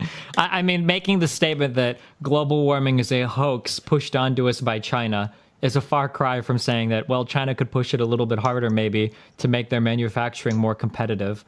Like, yeah, but I mean, I came in here and told you that I like Trump, but that I didn't vote for him and that I disagreed with him on certain policies. So there are going to be statements that I disagree with him on. sure. What have we talked at all about what you like about Trump yet? I guess I like his mannerisms. I like the way he presents himself. I feel that kind of in our society, at least in this day and age, that we've kind of become a little too cocooned in political correctness. We need more grab him by the pussy statements to show people. Absolutely. Why not? Would you rather have a man lie to you, or would you rather him be honest with you? I mean, I'd rather have them be like a decent person, I think. Well, what do you value more, though, falsehood or honesty? Honesty doesn't mean anything to me if the person is a piece of shit. Like, if somebody's being honest with you about their fucked up beliefs, I don't consider that to be like, wow, they're so honest. You don't feel yourself in a better position to gauge them as a person if they feel honest to speak with you about what they think. Sure, I do, but I've gauged Trump as a person, and I've gauged him to be a very bad person. So I mean, his honesty doesn't help him in this credit. If Trump was dishonest, I would probably like him more because I wouldn't know as much fucked up shit about him. Right, but what I'm saying is the reason I like Trump, one of the things that appeals to me about him, is that I feel that we're in kind of a PC era where people don't feel like they can open up and be honest. And I'd rather have open, honest conversation with people than having it masked behind, you can say this, you can't say that, this word is admissible, this word isn't, this is acceptable, this isn't. And I see him as kind of breaking that down. I mean, we watched an election cycle where everybody said, my God, look at the things he's saying. He'll never be president, but yet here he is. I mean, I agree that people get a little bit too PC sometimes, but one of the big problems you run into is people start to call every single thing that is like even reasonable statements as being like PC. Like somebody might make the statement and they're like, hey, I think that would be cool if we had different incentives to kind of balance out the representation of men and women in a certain field. And somebody's like, oh my God, you're so PC. You said fucking PC, piece of shit. Like, okay, so what does like PC mean? And they're like, I don't think that stop and frisk or papers, please. I don't think that these are good policies because I think that they unfairly target, someone, oh, so you're PC. You don't want to make America great again. You're PC because you care more about black people's feelings than keeping America safe. Like, I mean, what do you mean by PC? Like, if you're talking about the cancerous, toxic fucking culture that exists on college campuses, then I agree with you. I think that shit is fucking disgusting. Banning, I think a private university, Duval or some shit, I don't even know, just banned Ben Shapiro from giving a speech there. And I know that other Shapiro was escorted out. Yeah, and I know that a lot of college campuses try to cut like Milo when people come and protest and shit. Like, I think that shit is fucking absurd, and I think everybody should have a voice in the United States. But I mean, like, when you talk about when there are a lot of people saying like, I don't like political correctness, we need to bring back stop and frisk, then it's like, whoa, hold on, dude. Like, you can be not racist and also not be like a huge PC person too. Like, well, I guess there are a few points to that if you talk about this. Okay, so when you're talking about quotas, right? I mean, that's what you're kind of talking about with diversity in the workplace. You think it'd be better if certain sectors had more diversity. What are you basing that argument on, though? I mean, doesn't that come off as racist in its own way? When you're talking about putting people in a position for a job, shouldn't they be the most qualified? Shouldn't it be merit based? Why would we fill those jobs in with a quota just so it's diverse? I mean, do you want to go into the whole? I mean, yeah, I mean, I'll talk. I'm here to talk, right? Okay, unless sure. You don't want to. Okay, so are you familiar with like the concept of like a positive feedback loop? Okay, Here's an example, okay?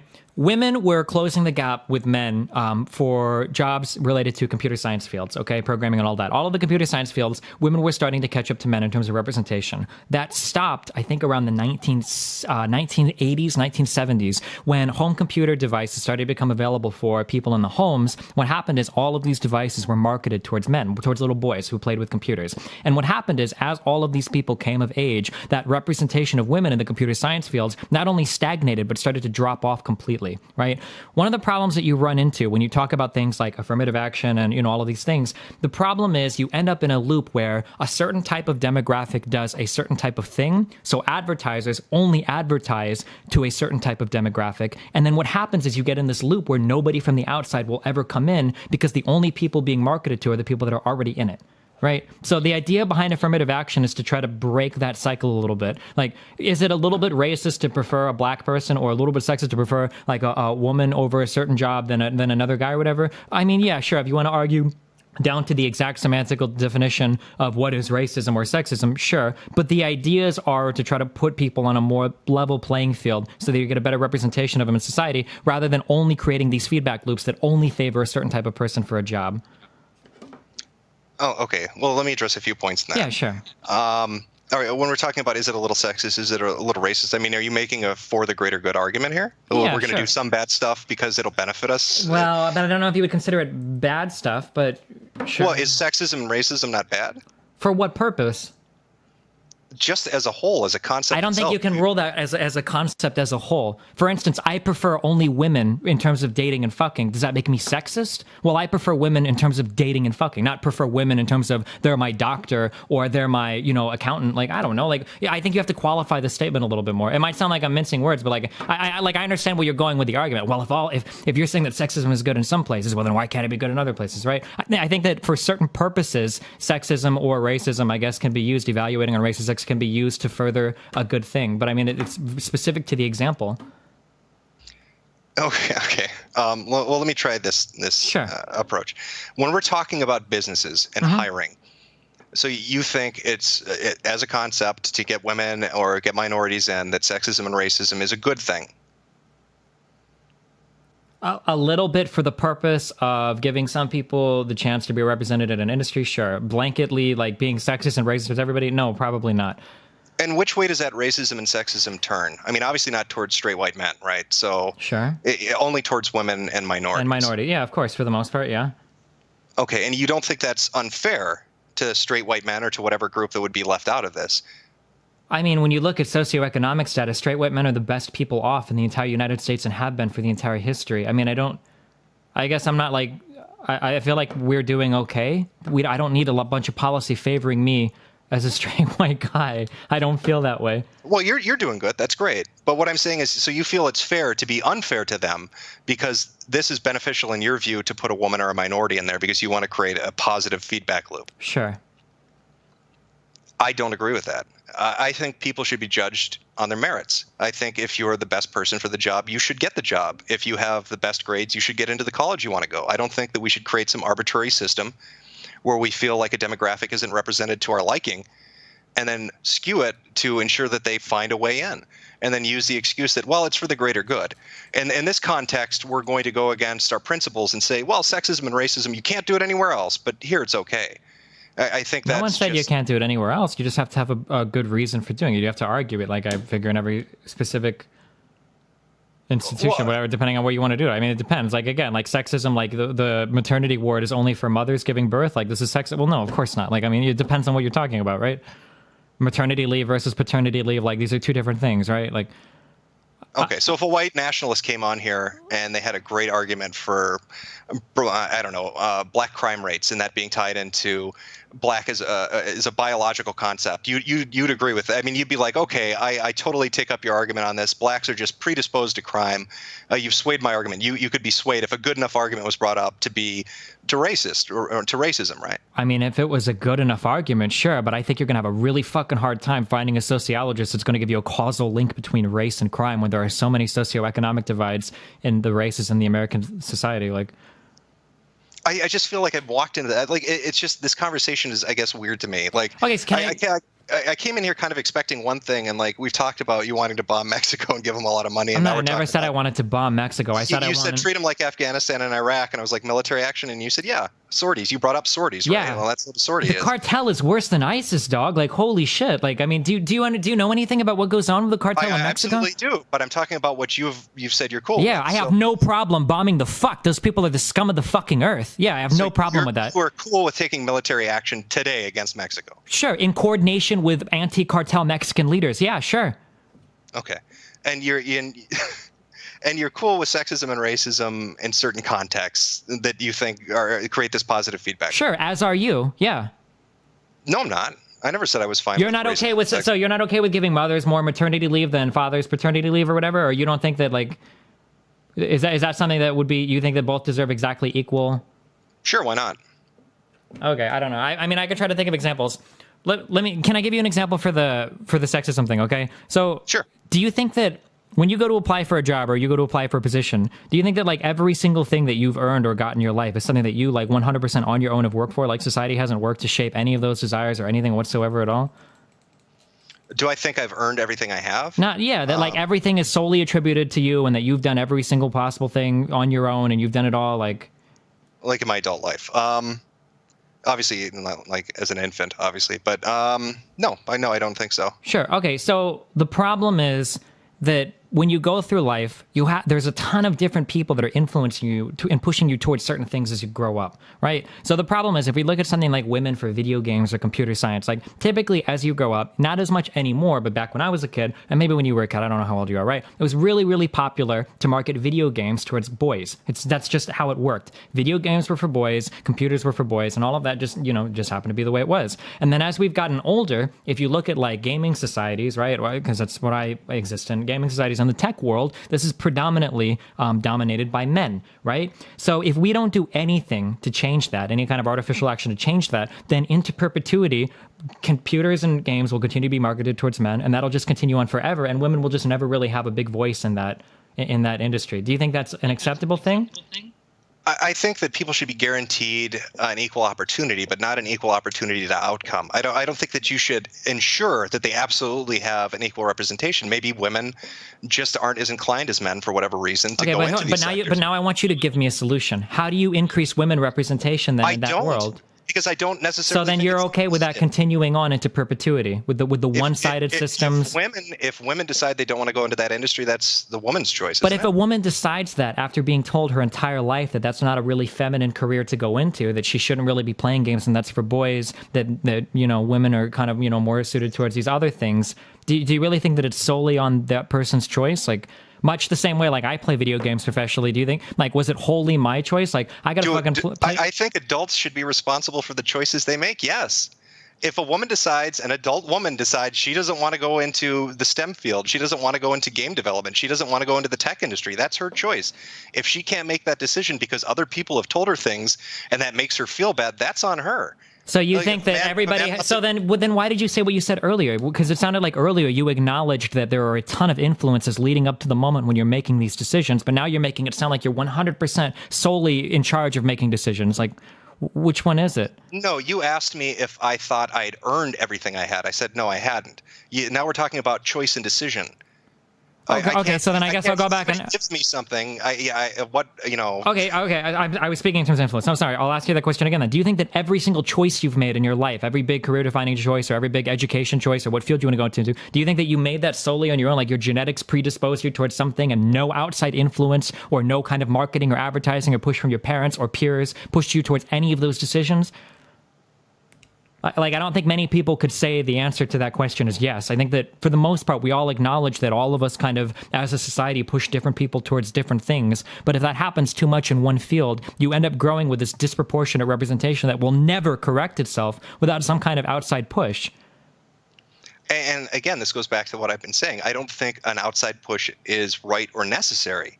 I mean, you're assuming that this is the reason that women aren't going into these industries. Who knows what the reason is? You're attributing that it must be sexism, it must be racism, it must be discrimination, that we don't have 50-50 men and women, 50-50, 50-50 black and white.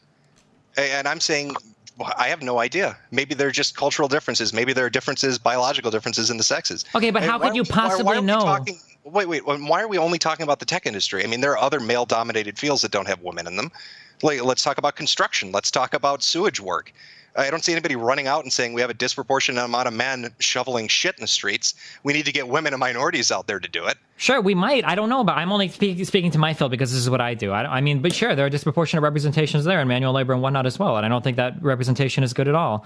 Like, but what I'm asking you is, how do you? So then your answer is you don't try to fix that at all. Instead, you just leave it as is and let it continue on and let women representation dwindle in gaming and computing and tech or whatever and any other job because that's just the way it has to be. Is it dwindling? I thought women were buying more video games. I thought women were. Well, they might be now, but that's because of a push towards the social justice warrior lib-cuck policies of trying to appeal to people and affirmative action type behavior.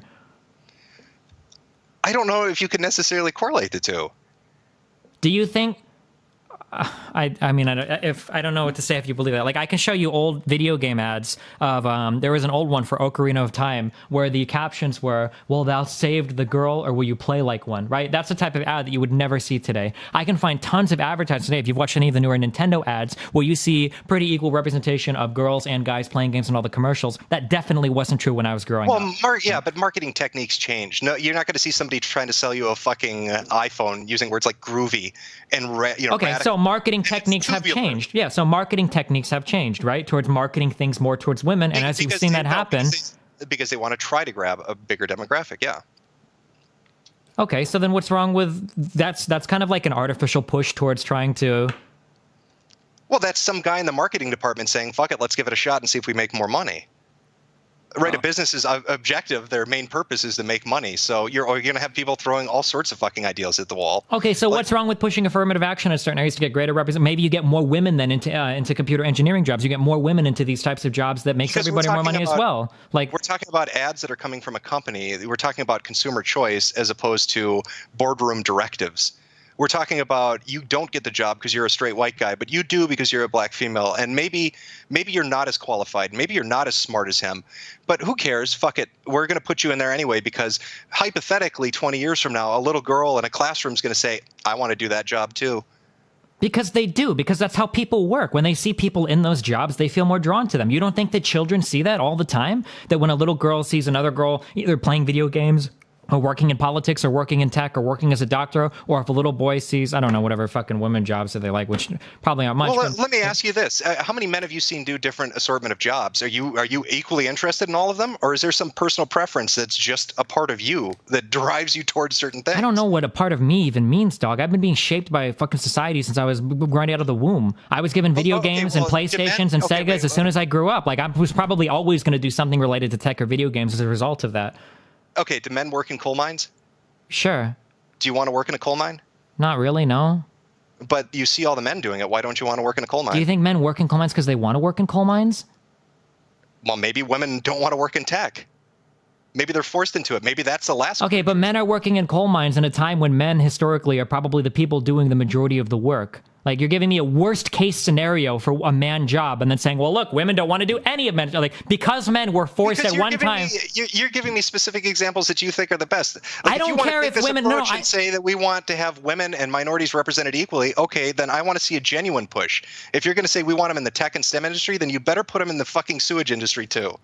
Because then it is ridiculous and it is bullshit. Because okay, so then you're not. So then, if somebody who wants to go be a fucking plumber or whatever loses a job to a woman, then you're okay with that as long as the push is equal. Because I'm okay with that. Then fine, we can agree on that. If that's you want to see affirmative action pushed across every single field, I'm totally fine with that. I think that women should be involved in the drafts as well in combat roles. Yeah, I have no problem with any of that. I think women involved in the draft is fucking suicidal. Women are physically weaker than men. Are you kidding me? There's absolutely no way I want them in a combat zone. That's fucking crazy. Yeah, but I'm sure there are some women that are probably more physically capable than the average man. Like, that wouldn't be surprising me. And not every combat role necessarily means you have a gun and you're walking out. Like, I don't know. There are other field positions too, but I have no problem pushing people into affirmative action into other roles as well. Like, I don't think that's necessarily a bad thing. I'm not saying that women need to get all the good jobs and they don't deserve any of the bad jobs. Like, because to me, that's what the push is. When I see all of these, going back to the PC mentality, right, that we're kind of starting off with and led us into this conversation, I don't see anybody saying, well, teach her to shovel shit. Sure, but I don't think anybody wants anybody to do those jobs. Like, I don't think anybody pushes even men to do those. I don't think everybody always tells you get a degree so you don't have to do that. So why would we push anybody towards that? Yeah, but we're talking about diversity for the sake of diversity, good representation. No, we're not. We're talking about diversity to inspire other people to naturally gravitate towards those positions is the point, not diversity for the sake of diversity. So you only want diversity where you only want diversity in high-paying things. Yeah, to inspire people to move towards better jobs. Yeah, sure. I don't want men working in coal mines either, or men working shitty jobs either. I don't know what a sewage job is, but I mean, like, yeah, I don't want anybody having to work those shitty jobs. If they do, that sucks. But I don't want anybody to, I guess, aspire to hate their job. I guess this is just something we disagree with. Do you think that when people grow up, if they see people working in certain industries, that it might inspire them more to work towards that if they see that there's representation of their gender or race there? I think that people are individuals, and I think that people have their own aspirations and dreams. And yes, there might be factors that help to shape those, but I don't think that people are so weak-willed that they need outside influences to come in and say, well, you're too fucking stupid to want to go into the tech industry. You're just a dumb woman. This is a super condescending argument that is so fucking ignorant. I can't even believe you would say it. It has nothing to do with people. I absolutely bringing it up. Let me finish it. Let me finish the argument, then feel free to tear it apart. Yeah, go for it. I think people are individuals. There may be factors that shape them, but I think that they can make a fucking decision on their own. I don't think that you need to come in and use outside influence because they're too dumb to figure it out on their own. This is like oh my God. Go ahead.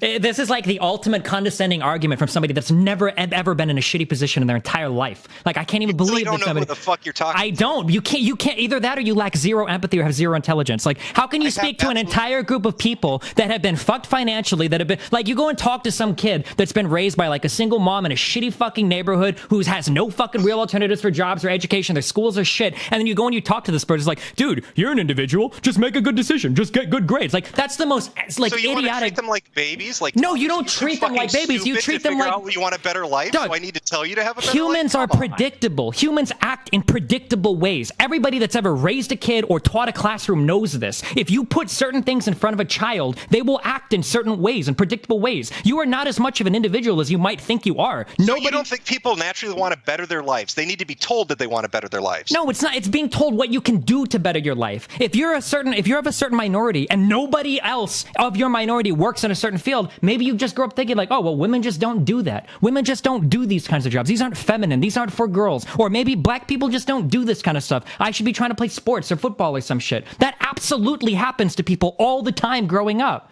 But I mean, as a man, and especially as a white man, I hate to fucking bring this up, but as a white person who is male, you're never told that there's anything you can do. You have no idea what it's like to be told you're not supposed to do that. That's not the kind of job for you, because the sky is the fucking limit.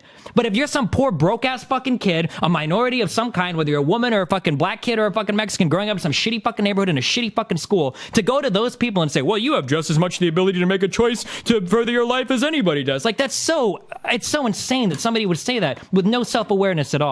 Like, oh, am I too privileged on this point? Is that what you're saying? Sure, maybe. I don't know. Like, I guess I don't know. Just like in looking your argument is treating people like they're fucking toddlers. Like, because they're a woman or because they're black, obviously their life must be shit. That's your base assumption. My base assumption is that people. That is your base. Yeah, I believe that about everybody. That people will respond in predictable ways. That if you put them in a predictable environment as an input, you will get them out of that predictable environment as a predictable output. That is true for every class of citizen. If you are born middle class and wealthy, you'll probably always be middle class and wealthy. If you're born rich as fuck, you're probably always going to be rich as fuck. And if you're born into really fucking shitty situations, there's a much higher chance that you're going to always be in a shitty situation. These are predictable things that just how humans develop. Like, nobody is above their fucking humanity in terms of how they develop. Not everybody can be a pull up by the fucking bootstraps and get a magical job like me streaming fucking video games and now all of a sudden you make a lot of money. Like, not everybody has those opportunities or can do those things. And it's insane to treat everybody as though they have the option to do it. No, it's not insane to treat them like they're not fucking retarded and that they need to be babied, because if you don't tell them to have a better life or that there's an opportunity for one, they'd never come to that conclusion. That's ludicrous. But they don't, dude. A lot of people don't. People if they don't see position because of one person did it, but that's not how it works in general. So you're just okay. Person. So you're then assuming that if you don't interfere with these people's lives, that they're going to just continue this fucking trend. It's going to be an endless loop of stupidity. They're going to work shitty jobs they hate because they never are ever going to look at anything else. So you think that black people? Savior complex. So then it's not a white savior. Yes, it is. Of coming in and telling minorities, of a white guy coming in and telling minorities and women, I'm here to save the day. Let me fuck with the numbers. Let me set up a system that benefits you and fucks over other people because you need me, because you can't fix your own life, because you can't come to a decision to better yourself, because you can't come to the conclusion that you're more than capable of doing these things. Not everybody is. Like, I don't know how else to say that. Not everybody is capable of doing those things. Not everybody even knows that they have the capability. When we talk about who's not capable of doing it, you're saying blacks aren't and women aren't. Yeah, disparaged communities that are in fucked situations for their entire lives? Yeah, absolutely, sure. And in their entire lives. So you think women are just in a horrible place right now, that they need this right now? In a horrible place? No, not compared to where they were. Maybe if you go back 30 or 40 years ago. No, not their entire lives, but women are about 30 or 40 years ago. Women are, this is my only point. Women, do you disagree with this, that women aren't pushed towards certain positions? Do you really disagree with that women aren't pushed towards certain types of jobs? Yeah, absolutely. I do disagree with that. Then I have nothing to say to you. I would say go talk to more women. I don't know how to communicate to you if you live in a fantasy land. I don't know what to say. Don't assume. I mean, you're just knocking it off because you don't like my perspective. I'm sorry if you disagree with it, but it's not fucking fantasy land. It absolutely is. Fantasy land is assuming that women need you to come in and white knight them and save the. It's not about needing. You're saying this. You've already got all the advantages, dog. You can do any job, and you've seen a white guy working any fucking job you could possibly ever want. You've seen white guys in politics and in sports, in fucking any kind of economic position, and any kind of fucking technology position, in any kind of fucking business position. You don't have to even stop and wonder for one moment in your life. You've never ever in your life stopped and thought, should a white guy be doing that? Are people going to look down at me? You've never had that thought in your head ever. How many white guys are in the NBA? I don't know, less than black dudes, but they're still there. Well, but maybe if there was equal representation, I'd feel more inclined to try to get in the NBA, right? So, I mean, should we remove some black people and put white people in positions? I don't think that comparing getting into the NBA is the same as getting people out of absolutely fucked family positions. Yeah, sure, but I'm just saying that, like, I think that there's enough representation in the NBA that if anybody wants to go for it, they probably can do it. Right? I don't think that, like, or maybe we need more Mexicans in the NBA. I don't know how many fucking... What about the NFL? How many? You think it's more black or white? Probably more black, I would guess. So, I mean, do we need women in the NFL and NBA? Probably not, because now you're getting into athletics where there are hardcore physical differences, and you probably wouldn't want to push that. Yeah, but weren't you just saying earlier you want women to get drafted? And serve in the exact same equal capacity as men in every single size, shape, and form? No, I'm not that retarded. Okay. All right. I'm just following this. All right. I guess, like, when people grow up their whole lives and they've seen the types of things that their kind of people do, that has an impact on where they see themselves and in the decisions that they make for themselves. You keep saying, do you think they're too stupid to make these decisions? Yeah, absolutely. But everybody is too stupid to make these decisions. A lot of what we do and think comes from what society tells us. And if you're a white guy, the sky is the limit. You've never, ever, ever been told that you can't do something because of your race or your gender. Whereas women are definitely pushed towards certain jobs. That's why you see massive disproportionate representation of women in STEM fields, or in like, you look at the number of women in nursery compared to being a fucking doctor, right? Or if you look at minorities, you have these hugely disproportionate representations of, you know, are minorities supposed to do these types of jobs? Like, these are things that these people have to face every single day growing up. So of course it's going to influence their decisions and where they're going to go for school, if they go to school, what kind of job they're going to go after, what kind of life they should have. Like, I feel like this is a pretty obvious, self-evident thing. Like, I disagree. I think the core argument of we need to enforce diversity to inspire others is just bullshit. I think it's a disservice to individuals. I don't agree with it. I just don't agree with it. I find it reprehensible, to be honest with you. Do you think that there's just as many middle-class people that end up lower class as there are lower-class people that end up lower class? I'm sorry. Do I think that there are equal amounts between? You have two people. One is born into a 30K a year family. Another is born into a 300K a year family. Do you think the guy born into the 300K a year family has just as much chance of being a broke loser as the guy born into a 30K a year family? If you were to take 1,000 people in each of these situations, do you think that they would come out the 50-50 on both ends? Okay, I see where you're going with that. All right, well, my argument to you would be then, okay, you're talking about financial situations of family. We're talking about socioeconomics, and you're saying that, well, if you're born into middle class, you'll stay middle class. If you're born into low income, you'll stay low income. That you have a higher chance of it. Right. So you want to somehow even the odds and make it so the people in the lower class can come to the middle class. I'm not even... Are we going to apply that to the upper class too? I mean, should rich people be penalized for being rich? No, because I don't want to hurt people. No, I'm not talking about pushing people towards shit. You keep saying that. Like, well, do we want women represented? You are pushing people towards shit by taking jobs away from the people that are actually fucking qualified. Oh, Doug, it's not like you have... You're screwing somebody to put a woman in that position. You're screwing somebody to put a minority in that decision. You don't give a shit about the individual. You care about the greater good. Okay, then maybe you have some type of tax subsidy or something, or I'm pretty sure that they even do for people that meet like certain types of racial diversity things, or hire certain types of people that there are different types of benefits or whatever available for these people. Like, I'm just arguing the concept of, because you're trying to say that everybody can make a decision, right? Everybody can make their own decisions. And what I'm saying is it's absolutely not true, that people will tend to follow certain lines once they're born, that it's undeniable that somebody born middle class will tend to be middle class, somebody born lower class will tend to be lower class. Exceptions happen, but you wouldn't go to every single poor person and be like, yo, dude, just fucking pull yourself up by your bootstraps and fucking make a good decision. Like, you wouldn't do that because it's not realistic, because people tend to stay where they are their entire lives. It's just a tendency of people to respond in predictable ways to their environment. Like, yeah, but you're arguing for equal outcome. I'm arguing for equal opportunity. I'm not arguing for equal outcome. Yes, you are. And you're not arguing for equal opportunity, dog. Yes, I am. No, you're not. You're artificially installing people into positions because you want an outcome that you see as being beneficial. And you're taking And you're taking a man and a woman who are both applying for a job with completely different backgrounds, completely different lives, completely different influences, and saying like, oh, well, they should apply and be treated the exact same way. Why? These people have dealt through completely different things their entire life. You're not talking about equal anything. That's equal opportunity. That's not equal opportunity. They can both walk in and apply. But acquiring the skills to get there, they didn't both have the same opportunities growing up to do it. If you're not qualified for the job, you don't get the job. Okay, then at least say equal qualifications, because what you're talking about is not equal opportunity. Okay? The person that's born in the fucking Bronx isn't going to have the same kind of opportunity as somebody born to a fucking wealthy business owner that lives in fucking LA. Somebody born in the shitty fucking suburbs of fucking Miami or some shit is not going to have the same type of opportunities as a wealthy businessman who owns fucking property in Seattle. These people are not given equal opportunities. That's absurd. That when both of these people show up at the business to apply, and you would say, well, equal opportunity. Bullshit. These people had totally different challenges when they were growing up. They had different challenges, but they both could have gone into education. They both could have worked jobs. They both could have fucking got themselves to where they are. But one of them will always have a much higher chance of doing it. Where do I put that on the resume? Where do I put sob story so the white guy next to me doesn't get the job? Where do I put, had a tough time so the qualified person gets kicked out the door? I guess we don't, and we just continue to run everything as is and fuck the people that never have anybody to look up to or any reason to try to aspire to something greater because they don't think there's a reason to do it because they have no... If you want a heart surgeon that got the job because he's black and not because he's good, that's on you, but I'm not risking my life for some fucking retarded logic like that. Because a heart surgeon is the type of jobs we're talking about. Why not? I don't know. You're talking about tech industry. You're talking about people working with software. Maybe they're working on software in airplanes. Maybe that fucking software doesn't work. Maybe there's a bug and the plane crashes. That's a good point, because I think that when you put software on airplanes, it's literally one dude in his basement that codes the software and then pushes it right to fucking production. Maybe and it's installed right on the airplane.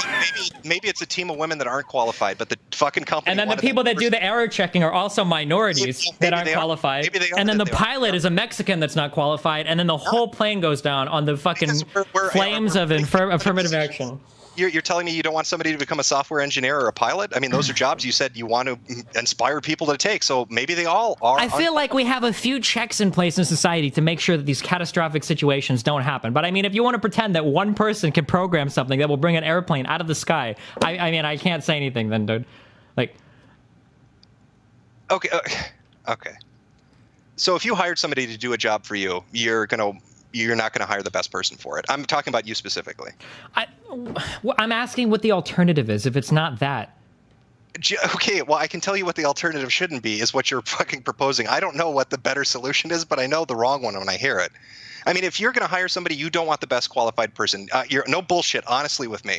You're going to pay the person that gives you the saddest story, but isn't the best at the job. I mean, it depends on the fucking person. First of all, you're making assumptions that, like, the guy who goes to apply to being a fucking heart surgeon is somebody that literally can't even operate on a fucking mouse or has never taken a med class before. Maybe it's somebody that just scored a little bit worse on their fucking final. Or maybe that little bit worse is what cost somebody their life, because that little bit extra better skill, knowledge, ability is what would have saved it.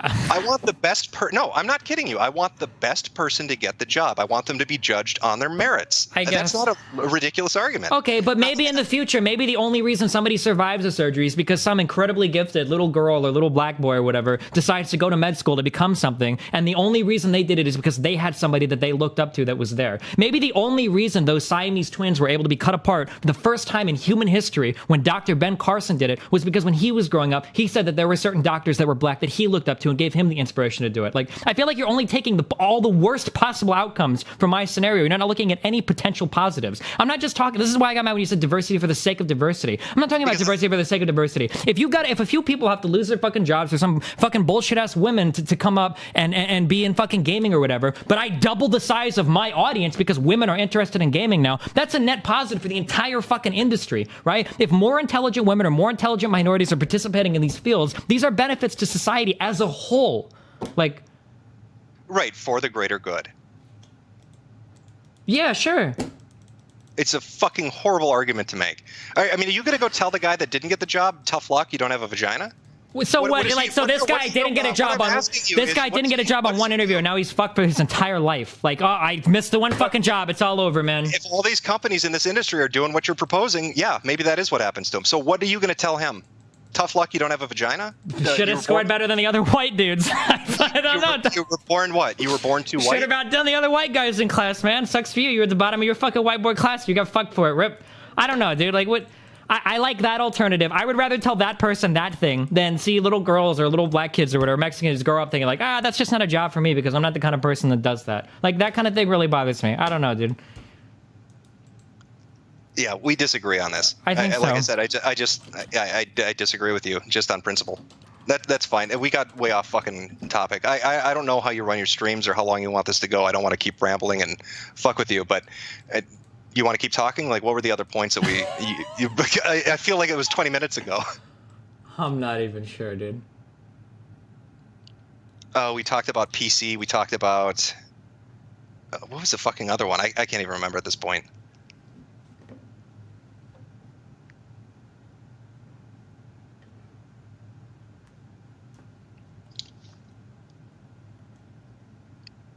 I'm sorry, you there, man? Yeah, I'm here. I'm just hanging out. Okay. We have different viewpoints on these things. I think would be the best way to sum this up. Yeah, maybe.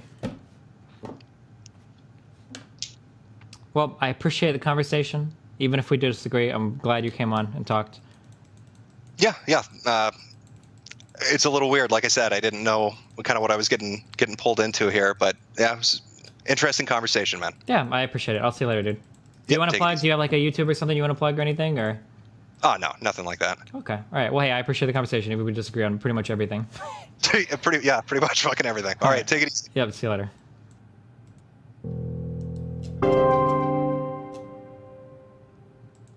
Speaking as a former libertarian, don't bother debating with cucks that say life is tough. Too bad, because they either don't have empathy or they don't understand what the real world is like. Also, libertarians' views or moral compass is very binary. To summarize my last point, I'm so glad I had the experiences I did growing up, dude. You have no fucking idea how fucking grateful I am. To summarize my last point, this is my problem, okay?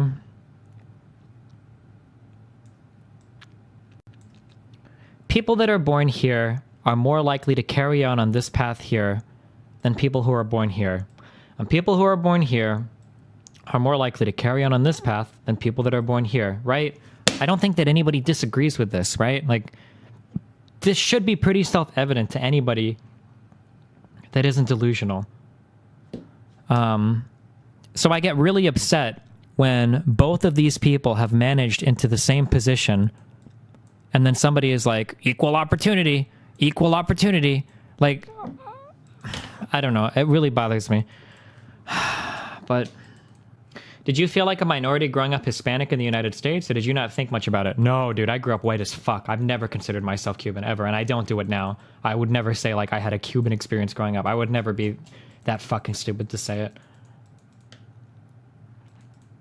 I think that the time period between my casino job and my streaming, where I did the carpet cleaning and was unemployed, I think gave me a ton of perspective. And then my later years in high school, I think gave me a lot of perspective on the, hold on. Also, it's idiotic to raise tariffs so you could give an educated Joe or Jane a job in manufacturing. When you raise tariffs, Joe or Jane may gain a job but at a cost of someone's job or income. Just invest on Joe's or Jane's education instead.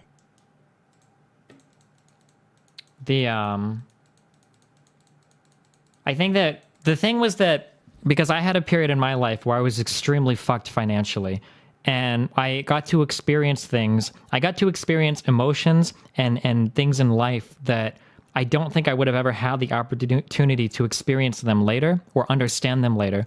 But because I had the opportunity to experience those things, later on, when I hear people talk about like how difficult it is to be poor or whatever, like anybody that's, I've said this on stream before, anybody that's actually been there can pick out like a fake person so fucking fast. It is so fucking easy to pick out somebody that talks about the struggles of being poor if they were never there. It's so fucking easy. When they start making up like weird rant. Well, I remember one guy on Facebook got into an argument and he was like, Destiny, when I was growing up, sometimes I only had a quarter to put in my gas tank. Like, dude, like, come on, really, dog? Really? Come on, dude. Destiny, like, please investigate #Pizzagate.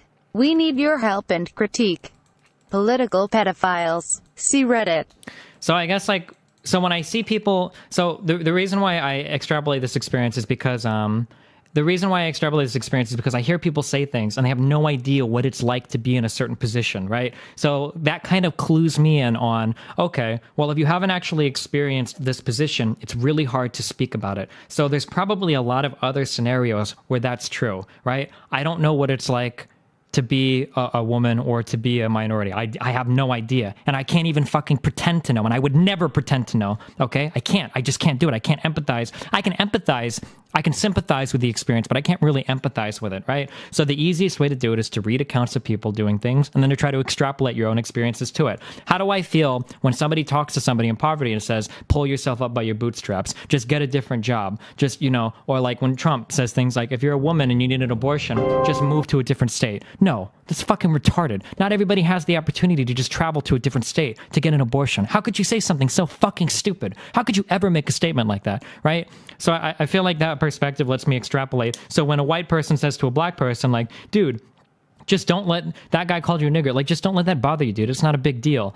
Well, it's like, okay, well, how do I feel? Like, how does that make me feel? Like, honestly, on the surface, I kind of want to agree with that. Like, somebody being racist towards you, that really isn't that big of a deal, right? That's not really that big of a deal. But then, but if you take it a little bit further, people don't hate like racism and sexism because of one time when somebody did something really fucking mean or bad to them. They hate it because of a collection of experiences and resentment built up over an entire lifetime of facing it, right? These are one of the things that I noticed with Cheeks that started to change my opinion on women in gaming a lot. One of the things that I noticed with Cheeks is every single fucking game we went into, somebody would make a comment about her being a woman. Every single game. And I had always said up to that point, before I started playing games with her, I had always said, why do women get so fucking mad about like the sandwich jokes? Like, who the fuck cares? It's one fucking joke. Like, don't get all bent out of shape. But playing with Cheeks, I got fucking tired of hearing the jokes. Every fucking game we'd queue into, and some guy would be like, shouldn't you be making the same? Like, dude, holy shit, this gets so fucking irritating. It gets so old hearing these same comments. And I haven't even fucking played with her my entire fucking life, right? So I can't even imagine what it's like going through an entire fucking life hearing these kinds of comments, right? And then I get irritated. I hate to bring up white fucking people, but like, you have to understand, and I understand this, I understand it now, like as a white guy, you have never, ever, ever, ever been told in your life, ever, that you can't do something. Never. You've never had that experience before. You have no idea what it's like as a white guy. Maybe that sucks to hear. Maybe I sound like a socialist or a lib cuck, but think about it. When has anybody ever told you that because of your gender or race, you can't do something? No one has ever said that to you, ever. How could you even begin to imagine what it's like growing up, being pushed away from certain things that you might be interested, being pushed towards certain things that you might be interested in, or might not be interested in, right? You've never, ever had that experience in your entire life. So to take somebody that deals with that, and you know this by anecdotal evidence, what do you mean? What do you want me to do? You want me to pull an article? You realize that like nobody in sociology like disagrees with what I'm saying, right? No educated person disagrees. I'm only talking to people that have no fucking clue what I'm talking about. If you want, like we can read. I mean, I could talk about the computer science thing. If you want, I can read that article for you. If that's, do you want to do that? If that's like your big thing, it's not a long article, I guess. What happened to women in computer science? So these are women's interests in different STEM fields. We watched that they're almost reaching parity with men, but there was a huge drop-off in comp sci around the 1980s, right? I'll read this article just for you, okay? Modern computer science is dominated by men, but it hasn't always been this way. A lot of computing pioneers, the people who programmed the first digital computers, were women. And for decades, the number of women studying computer science was growing faster than the number of men. But in 1984, something changed. The percentage of women in computer science flattened and then plunged, even as the share of women in other technical and professional fields kept rising. What happened? We spent the past few weeks trying to answer this question, and there's no clear single answer, but here's a good starting place. The share of women in computer science started falling at roughly the same moment when personal computers started showing up in U.S. homes in significant numbers. These early personal computers weren't much more than toys. You could play Pong or simple shooting games, maybe do some word processing. And these toys were marketed almost entirely to men and boys. I don't know what YouTube examples they have. Let's watch some early commercials. I don't know what the fuck this commercial is going to be.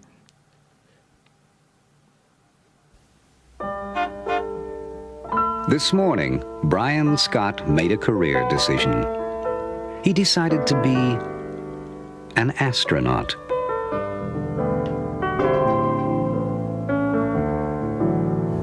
Delete this. Also, His Jim first fucks giant straw step. man flashlights. Learning to use an apple. There are more Apple IIs teaching more subjects in more schools than any other computer. Everything from alphabet lessons for preschool to science programs for graduate school. So whatever Brian wants to be, an Apple personal computer can help him be it. As of this afternoon, that's a marine biologist. The Apple II. There's no telling how far it can take you. Like, we can find all sorts of fucking commercials like this. The Zelda one that I pointed to. I normally don't donate or get all worked up, but that debate was the best thing I've seen in a long time. I cannot believe the level of arrogance and inability to consider starting positions in life.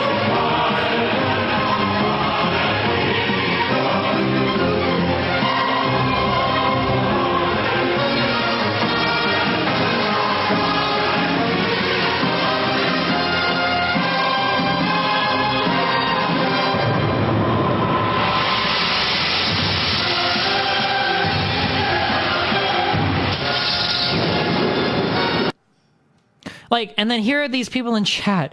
Dude, I get so fucking irritated. Oh my god. When people say like, haha, you let commercials dictate your life. Dog, newsflash, you're not fucking special, okay?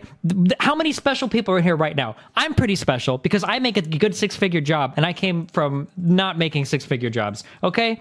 I did something with myself. What the fuck have you done? Because if you're only going to college, or you're only working a middle-class job, what the fuck are you taking credit for, dude? Like, all of you guys in chat that are acting like, letting commercials dictate your fucking job? Your whole fucking life dictated your life, dog. Your fucking family sent you to fucking school. A lot of you in chat, and mommy and daddy probably fucking paid for you the entire fucking way through. And you're gonna sit here and try to take credit for everything you've done? Like, I didn't let anybody determine my fucking shit. Yeah, no fucking shit. Nobody told you what you could or couldn't do because mommy and daddy gave you money your entire fucking life to fund you. Like, of course you fucking were able to do whatever the fuck you want. Like, come on, dude. Like, how many fucking millionaires are in my chat right now that want to fucking talk a bunch of shit about like how much they built themselves up? Like, come on, dude. You guys, a lot of you guys are still fucking college kids acting like you've done everything on your own and you've accomplished everything on your own. And the fucking cell phone bill is still in fucking Mrs. Mommy's name, dude. Fuck off.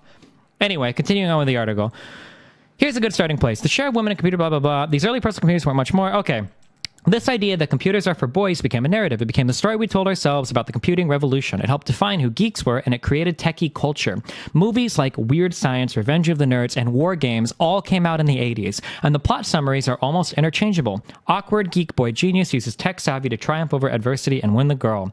In the 1990s, researcher Jane Margulis interviewed hundreds of computer science students at Carnegie Mellon University, which had one of the top programs in the country. She found that families were much more likely to buy computers for boys than for girls, even when their girls were really interested in computers. This was a big deal when the kids got to college. As personal computers became more common, computer science professors increasingly assumed that their students had grown up playing with computers at home. Patricia Ordonez didn't have a computer at home, but she was a math whiz in school. My teacher realized I was really good at solving problems, so she pulled me and this other boy out to do special math. She says we did math instead of recess. So when Patricia got to Johns Hopkins University in the 80s, she figured she would study computer science or electrical engineering. Then she took her first intro class and found out that most of her male classmates were way ahead of her because they'd grown up playing computers. I remember this one time I asked a question. The professor stopped and looked at me and said, "You should know that by now," she recalls. And I thought, I'm never going to excel. In the 70s, that never would have happened. Professors in intro classes assumed their students came in with no experience, but by the 80s, that had changed. Patricia got through the class but earned the first C of her life. She eventually dropped the program and majored in foreign languages. More than a decade later, though, she returned to computers. She found a mentor and eventually got her PhD in computer science. Now she's an assistant professor of computer science in the University of Puerto Rico. Destiny, are you seriously so full of yourself? Are you even listening to the crap you're spewing? Dude, I am so self-aware. Are you fucking kidding me, dude? Anybody that's going to sit in my chat who hasn't fucking made shit for themselves, okay? I'm being really negative, okay? Let me spin this in a more positive light because I'm being really fucking negative. The reason why I'm being negative is because I'm responding to arrogant fucks, but I'll be less negative, okay? If you are growing up and you just go to college or you just have a middle of the road, decent middle class job, okay? Then you've done everything that's expected to you. expected of you, right? You haven't excelled. You haven't exceeded expectation. You were born here and you came out here just like you were supposed to, right? Do you understand that? So when a person that starts here and comes out here just like they were supposed to decides to shit talk this guy who started here and came out here, it rubs me the wrong way, right? Does that... You're stereotyping us. Why do you assume we've done nothing with our lives? Because the mass majority of people stay in the same financial situation throughout their lives? Do you disagree with that? Do you think a majority of people transcend their class? That most people that grow up poor become wealthy, or most people that grow up wealthy become rich? Do you believe that? Oh, it all comes down to Destiny being better than everyone. He pulled himself out of the gutter, so now he can shit on everyone he doesn't know. It's just the opposite. It's just the opposite. How... Are you serious? I don't shit on anybody that's in these situations because I have the self-awareness to know that people get into these situations not because they're just making bad choices all the time and not because they're fucking stupid, because a lot of stuff is legitimately out of your control. That's the exact opposite that I'm saying. How could you miss the point so much? How is it even possible to miss the point that much? They miss the point that much because they don't want to understand the point. I understand that. Because something that I've said in the past, people in general like to take credit for the things that they've done and for the positive things in their life, and they like to discredit or push responsibility off of things that are negative in their life. Like, people seem to do that all the time. Destiny, you were sounding like life is supposed to be fair and just. That is just fucking retarded. I'm not going to feel bad for a fucking chicken. Okay, life isn't fair. All I'm asking is for you to understand that. So don't tell me that life isn't fair on one hand and then say, well, I worked for everything that I have on the other hand. Fucking bullshit, dog. Come on. How did you do it, Destiny? How did you make it out of that Seth path and make one for yourself? Because when I grew up, I had a lot of fucking video games and I did a lot of fucking reading. So I was lucky that I grew up and I had parents that bought me video games all the fucking time. And I'm lucky that I grew up, I guess, fucking playing with enough technology that I had the ability to do what I did as a job. I mean, I'll take a little bit of credit for it, but I'm not going to pretend that I fucking made it as a streamer, like, all on my own. Like, no, there's so much shit that goes into, Destiny. It seems like people who keep saying it, oh, Destiny, it seems like people who keep saying admit privilege, get off hearing someone else be humble. It's kind of sick. I don't even know if I'm getting trolled or not. I can't tell anymore because some of the statements are like so outlandish. It's not about admitting privilege. It's just, don't be so fucking arrogant. Don't be so arrogant to assume that you have everything on your own. Like, that's a disgusting, right? I feel like if you had a degree of self-awareness, you would have a really difficult time getting up in front of people and saying like, huh, I made it here all on my own, dude. I fucking got here. Like, I didn't have any fucking help from anybody. I made every fucking decision on my own. Nobody fucking, like, I feel like you have to have an insane amount of arrogance to make a statement as insane as that. Will you keep ignoring Pizzagate? I don't know what the fuck that shit is. I don't care, dude. Destiny, see, you just said it's so gross to be that arrogant. Why do you care? Let the arrogant be arrogant. Either God exists and will punish them, or it doesn't, and the life doesn't matter. What? But it does matter because it influences your view on social policy. I don't care. You can... It doesn't matter if you are middle of the road and you were born middle of the road and you still middle of the road. Nothing is wrong with that. Just don't disparage people that weren't as lucky as you were growing up. I don't know, dude. I'm not sure, man. Your last argument with Jim... Oh, God. And now all the fucking warriors want to fucking tweet at me. Your last argument with Jim is entirely based on feels and white guilt. I don't have any fucking guilt, dude. I don't give a fuck. Destiny is a delusional, egotistical leftist. Woo. Woo.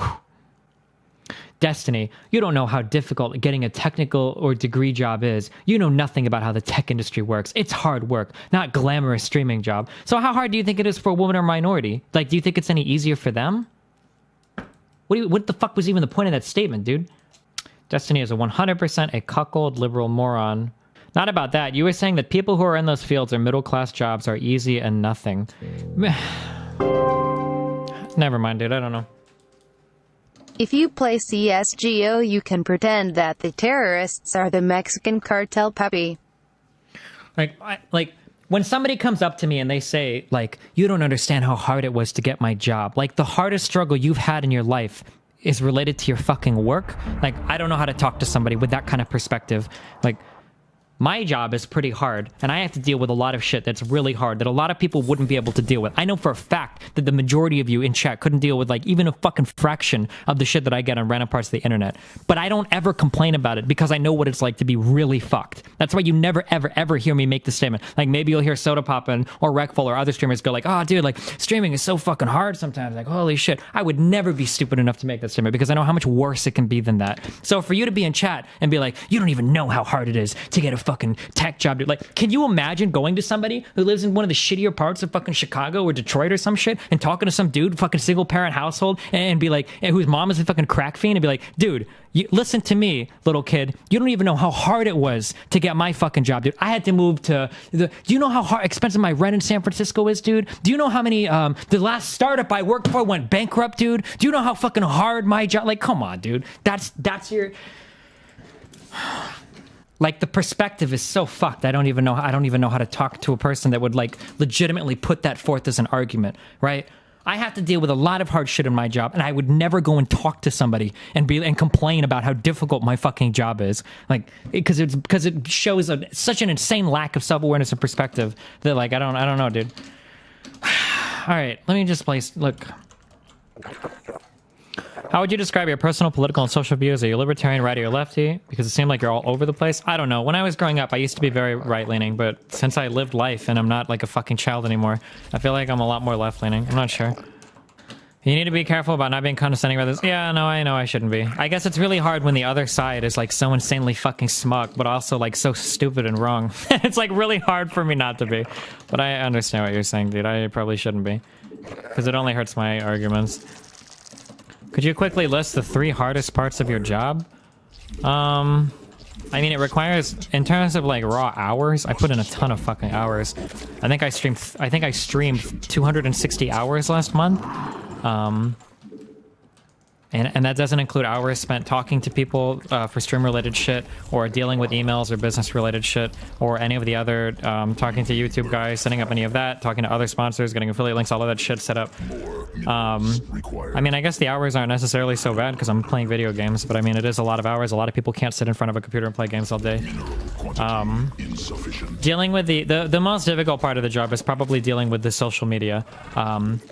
If you're like a socially facing person. Like, for instance, I have people that are just today actually tweeting at me my own dick pics and tweeting at me that the girl Nicole or whatever was like underage or way less than me, even though she was born in 91, so she's like 2 years younger than me, saying that like I'm raping children and shit, or like a pedophile. Like, I think I even saw someone on my Twitch chat say that earlier. Like, when your personal life is public, every single bad thing you've ever done, I guess, like, stop and think about that for the moment. Like, if every single negative thing you've done over the past 5 years or 6 years was constantly available on the internet for people to use to attack you, that's pretty irritating sometimes.